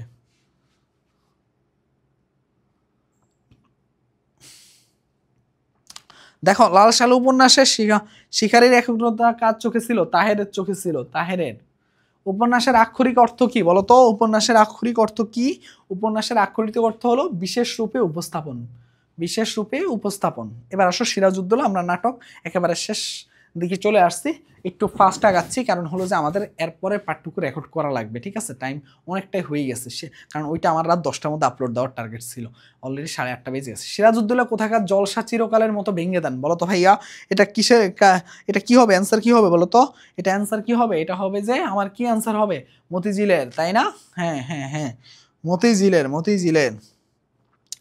ওকে, আমি নানা রকমের জন্তু জানোয়ারের আদব কায়দা সম্বন্ধে ওয়াকিলের শব্দের অর্থ কি? অভিজ্ঞ, অভিজ্ঞ, অভিজ্ঞ। সিরাজউদ্দৌলা নাটকে গোষ্ঠীটির সঙ্গে কে রাজ্য সাধন করার স্বপ্ন দেখেছিল? রাজবল্লভ। সিরাজউদ্দৌলা নাটকের প্রথম অঙ্ক, প্রথম দৃশ্য কবে প্রকাশিত হয়েছিল বলতো? 1756 খ্রিস্টাব্দে। একটু মনে রাখবা, তাই না? একটু মনে রাখতে হবে ভাইয়া, এটা একটু মনে রাখতে হবে। ফোর্ট উইলিয়াম দুর্গে সৈন্যের হাতে বন্দী হয়েছেন হলোয়েল আর ওয়াটস, ক্লেন্টন না। তারপরে আসো 234 নম্বর প্রশ্নে আসো। তারপরে কি বলছে যে নবাবের পতন হওয়ার কারণ হলো মির্জাফরের বিশ্বাসঘাতকতা, ইংরেজদের স্বার্থপরতা, নবাবের অদূরদর্শিতা। তিনোটাই। আমরা এক বাক্যে আপনাকে নেতৃত্ব দিলাম। সিরাজউদ্দৌলা নাটকে উক্তিটা কে বলছিল বলতো? সিরাজউদ্দৌলা নাটকে উক্তিটা কে বলছিল? উক্তিটা বলছিল রাজবল্লভ। রাজবল্লভ কিন্তু এই কথাটা বলছিল যে আমরা আপনাকে কি করছে বলতো ভাইয়া? এটাই বলছিল যে আমরা আপনাকে, মানে এক বাক্যে আপনাকে নেতৃত্ব দিন। কে উমিচাঁদের ঠকাবার ব্যবস্থা করছে বলতো? কে উমিচাঁদকে ঠকাবার ব্যবস্থা করছিল? কে করছিল? ক্লাইভ। এরপর আসো ভাইয়া, আমার নালিশ আজ আমার নিজের বিরুদ্ধে। সিরাজের এই উক্তিটির কারণ কি ছিল বলতো ভাইয়া? সিরাজ এই উক্তিটি কেন দিছিল বলতো? এই উক্তিটি দিছিল প্রজা সাধনের নিরাপত্তা বিধান করতে পারেননি। সিরাজউদ্দৌলা নাটকে নবাবের আসল চিঠি গায়েব করে কোম্পানির কাছে নকল চিঠি পাঠাচ্ছে কে? কে পাঠাইছিল বলতো? কে পাঠাইছিল? এখানে দেখো, মীর মুন্সি পাঠাইছিল। নবাবের কোনো ক্ষমতা নেই। ক্লাইভের এই উক্তিটা অন্তর্নিহিত কি ছিল বলতো? ক্লাইভের কেন এটা বলছিল বলতো? নিকটস্থরা প্রতারক ছিল বলে। এরপর আসো, ক্লাইভ উমিচাঁদের চুক্তিতে দুটি দলিল করতে চাই কেন বলতো? দুইটা দলিল কেন করতে চাইছিল বলতো? কেন করতে চাইছিল? ওই যে ঠকানোর উদ্দেশ্যেই তো এই কাজটা করতে চাইছিল, নাইলে কি এটা করতো? কোনোদিন না। মির্জাফরের বুকের ভেতর কেঁপে ওঠার মধ্য দিয়ে কোনটি স্পষ্ট পেয়েছে বলতো ভাইয়া? অবশ্যই এটা তো বোঝাই যাচ্ছে যে তিনি আসলে কিসের জন্য ভয় পেয়েছিল বলতো? তার মানসিক দুর্বলতা হয়ে পড়ছিল, তাই না? সিরাজউদ্দৌলা নাটকের অঙ্ক সংখ্যা কয়টা? 4টা ছিল, 4টা। আমরা দেখবো, এগুলো আমরা বিস্তারিত পড়বো যখন সিরাজউদ্দৌলা নাটক আর উপন্যাস, তখন দেখবো নি। দেখো সিরাজউদ্দৌলা নাটক প্রথম অঙ্কের প্রথম দৃশ্যের স্থান কোথায়? ফোর্ট উইলিয়াম দুর্গে। এরপরে আসো নিচের উদ্দীপকের আলোকে পরবর্তী প্রশ্ন উত্তর দাও। স্বাধীনতার মহানায়ক জাতির পিতা বঙ্গবন্ধু শেখ মুজিবুর রহমান এদেশের কিছু বিপদগামী সেনা সদস্য নির্মমভাবে হত্যা করে। উদ্দীপক জাতির পিতার সাথে সিরাজউদ্দৌলা নাটকে সিরাজ চরিত্রে কার কার? এটা হয়তোবা এবার কখনো প্রশ্নে আসবে না, বুঝতে পারছে? এই ধরনের কখনো প্রশ্ন হয়তোবা এখানে নাম চেঞ্জ করে অন্যান্য আসতে পারে, কিন্তু হ্যাঁ এটাই দেশপ্রেম আর উদারতা, তাই না? বিশ্বাসঘাতকতা না। এবার আসো ভাইয়া নিচের উদ্দীপকের আলোকে পরবর্তী প্রশ্ন স্বাধীন ওই একই টাইপের প্রশ্ন দেখো, এটা কি? এটাও হলো বিশ্বাসঘাতকতা। দেখো এখানে তো মহান জাতীয় সেনা সদস্য আচরণ সিরাজউদ্দৌলা নাটকের মির্জাপুরের কি বিশ্বাসঘাতকতা। দেখো সিরাজউদ্দৌলা নাটকে দেখো দেখো দেখো দেখো এখানে আসো, দেখো এখানে আসো সিরাজউদ্দৌলা নাটকে নবাব কোথায় গিয়ে বন্দীদের বিচার করবেন? মুর্শিদাবাদে। মুর্শিদাবাদে মুর্শিদাবাদে মুখস্থ রাখবে ভাইয়া, ঠিক আছে? এবার আসো ভাইয়া, আমরা সাদা নিশান উড়িয়ে দিয়েছি, বাক্যটির মধ্যে দিয়ে কোনটা প্রকাশ পেয়েছেন বলো তো? সাদা নিশান উড়িয়ে দিয়েছে, বাক্যটার মধ্যে দিয়ে কি প্রকাশ পেয়েছিল? বাক্যটার মধ্যে দিয়ে যুদ্ধের প্রকাশ পেয়েছিল। স্ট্যান্ডিং লাইক পিলার্স কাদের ক্ষেত্রে প্রযোজ্য বলো তো? কাদের ক্ষেত্রে প্রযোজ্য এটা? এটা হলো মির্জাফর, রাজবল্লভ আর রায় দুর্লভের। নিচের উদ্দীপকটা পড়ে পরবর্তী প্রশ্নের উত্তর দাও। বিনা যুদ্ধে নাহি দেব সচগ্র মর্দনে উদ্দীপকে প্রকাশিত হয়েছিল কি বলতো? এটা কি হবে? এটা হবে যে মীর মর্দান, মীর মর্দান, মীর মর্দান, একটু মনে রাখবা। নিচের উদ্দীপকটি পড়ে পরবর্তী প্রশ্নের উত্তর। বিনা যুদ্ধে নাহি দেব সচগ্র, এই বলো এটা কি হবে? এটার উত্তর কি হবে বলো? এটার উত্তর কি হবে? দেশপ্রেম, দেশপ্রেম। অবশ্যই নাটকের কোন দিকটি প্রকাশিত? দেশপ্রেম। মানব জীবন এক বৃহত্তর সংগ্রামের ক্ষেত্র, দুঃখ ভেঙে পড়া কখনো কাম্য হতে পারে না, আত্মশক্তিতে বলীয়মান বিপদে লক্ষ্য করা উচিত। সিরাজউদ্দৌলা নাটক উদ্দীপকের মানসিকতা নিচের কোন সংলাপে প্রকাশিত হয়েছে বলো তো? কোন সংলাপে প্রকাশিত হয়েছে? আমি জানি তোমরা জিতবে, এটাই তো বুঝাইছে। দেখো যে কর্ম প্রচেষ্টা লক্ষ্য হওয়া উচিত। সিরাজউদ্দৌলা নাটক উদ্দীপকের দেখো মানব জীবনে একে একে একে একে একে একে কোনটা বলো তো ভাইয়া? কোনটা বুঝাইছে? কোনটা বুঝাইছে? কোনটা বুঝাইছে? সংঘবদ্ধ, সংঘবদ্ধভাবে করলে কিন্তু আমাদের বিজয়টা খুব দ্রুত আসে। নবাব সিরাজউদ্দৌলা প্রথম কি দ্বারা আঘাত করা হয়? লাঠি দিয়ে আঘাত করা হয় তাকে প্রথমে, তাই না? আমরা কিন্তু এটা জানি, আমরা কিন্তু এটা জানি। এরপরে আসো, এমন শুভ দিনটা থমথমে করে দিয়ে গেল, কার উদ্দেশ্যে এই উক্তিটা করছিল বলো তো ভাইয়া? কার উদ্দেশ্যে করছিল? উমিচাঁদের, উমিচাঁদের উদ্দেশ্যে এই কথাটা বলছিল। কার হুকুমে সিরাজউদ্দৌলাকে হত্যা করা হয়? খুবই গুরুত্বপূর্ণ একটা প্রশ্ন, খুবই গুরুত্বপূর্ণ একটা প্রশ্ন। লর্ড ক্লাইভের, এটা একটু মনে রাখবা। Lord Clive, Lord Clive, Lord Clive, ঠিক আছে? এরপরে আসো, ইনি নবাব না ফকির, কাকে উদ্দেশ্য করে ক্লাইভ এই কথা বলেছেন বলো তো? কাকে উদ্দেশ্য করে বলছিল? কাকে উদ্দেশ্য করে বলছিল বলো তো? মীর জাফরকে উদ্দেশ্য করে এই কথাটা বলছিল। সিরাজউদ্দৌলা পরাজয়, লাস্ট কোশ্চেন, সিরাজউদ্দৌলা পরাজয়ের কি বলতো?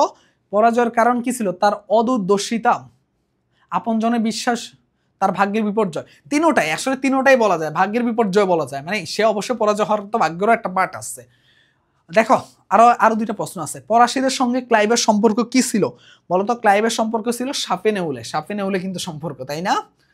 এরপরে দেখো ভাইয়া 59 নাম্বার প্রশ্ন দেখো, 59 নাম্বার প্রশ্নে দেখো, পিতামাতার অত্যন্ত উচ্ছৃঙ্খল সন্তান ছিলেন কে? Robert Clive. খুবই খুবই উচ্ছৃঙ্খল ছিল। মীর জাফরের পুত্রের নাম কি? মিরন, তাই না? এই মিরন না? হ্যাঁ মিরন, মিরন হলো তার উত্তর, ঠিক আছে? এই হলো আমাদের 260টা প্রশ্ন, গুরুত্বপূর্ণ টপ।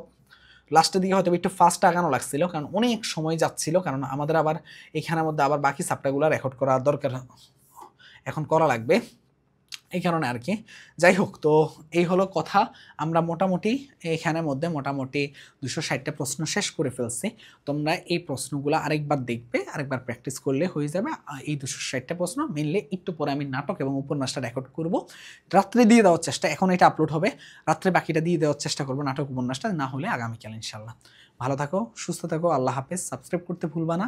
আর তোমাদের জন্য প্রত্যেকটা সাবজেক্টের আসলে একটা সত্যি কথা বলতে গেলে আমাকে নিজেকে আগে পড়া লাগছিল, সব অ্যান্সার আগে গুছানো লাগছিল, কোনটার জন্য কি ব্যাখ্যা বলবো সেটা ইয়া করছিল। লাস্টের দিকে হয়তো ওইভাবে ব্যাখ্যাগুলো সবগুলো বলতে পারিনি, প্রথম দিকে হয়তো বা ওগুলো সব গুছানো ছিল, তো লাস্টের দিকে আসলে সময়টার কারণে বলতে পারিনি, কিন্তু সব গুছানো। এটা একটা হিউজ একটা টাইম। তো সবাইকে বলবো একটা লাইক দিয়ে রাখবে আর কমেন্ট করবে কোথাও যদি ভুল হয়। আমি প্রথমবার আসলে বাংলা পড়াচ্ছি। এর আগে একদিন একটা চ্যাপ্টার পড়িয়েছিলাম, আর তো কখনো দেখো নাই। আজকে বাংলার জন্য নিজেকে বাংলা সত্যি কথা বলতে গেলে একটু দেখো, এই যে দেখো, এই বাংলা বইটা আমি কালকে কিনে নিয়ে আসছি। এই বাংলা বইটা আমি কালকে কিনে নিয়ে আসে রাতে দেখা, সকালে পড়া, তারপরে ক্লাস রেকর্ড করা। বুঝতে পারছো? তোমাদের জন্য কতটুকু দিতে পারছি জানি না, কিন্তু নাটক উপন্যাসে বিস্তারিত পড়ানো লাগবে। আর এইটার মধ্যে মেইনলি আমার তো আসলে ওইভাবে সময় নেই যে বেশি বিস্তারিত বলি, কারণ এত সময় এত বড় ক্লাস দিলেও আসলে তোমাদের জন্য কঠিন হয়ে যাবে। তো সবাই ভালো থাকো, সুস্থ থাকো, একটা লাইক দিবে, একটু একটা কমেন্ট করবে যদি ভালো লাগে। আর ভুল অবশ্যই আমার ভুল হতেই পারে, কারণ আমি প্রথমবার পড়ছি, আমি নিজে পড়ছি, কতটুকু অ্যান্সার সঠিক আছে, তারপর অ্যান্সারের সাথে আমি আবার মিলাতাম, কারণ টেস্ট পেপার অনেক ভুল থাকে। তাও টেস্ট পেপারে ব্যাখ্যা দেখে দেখে অনেকটাই পড়ছে নিজে। তো টেস্ট পেপারে অ্যান্সারে ভুল থাকতেই পারে, এখানে টেস্ট পেপারে অনেকগুলো অ্যান্সার আমি নিজে আলাদা করে ভুল বের করছিলাম। আবার যদি কিছু এর বাইরেও ভুল থাকে অবশ্যই কমেন্ট করে জানাবে, যারা পারো, তাতে বাকিরা যেন শুধরাতে পারে। ঠিক আছে, আল্লাহ হাফেজ, আসসালামু আলাইকুম। আর বেশি বেশি সাবস্ক্রাইব করে দিও।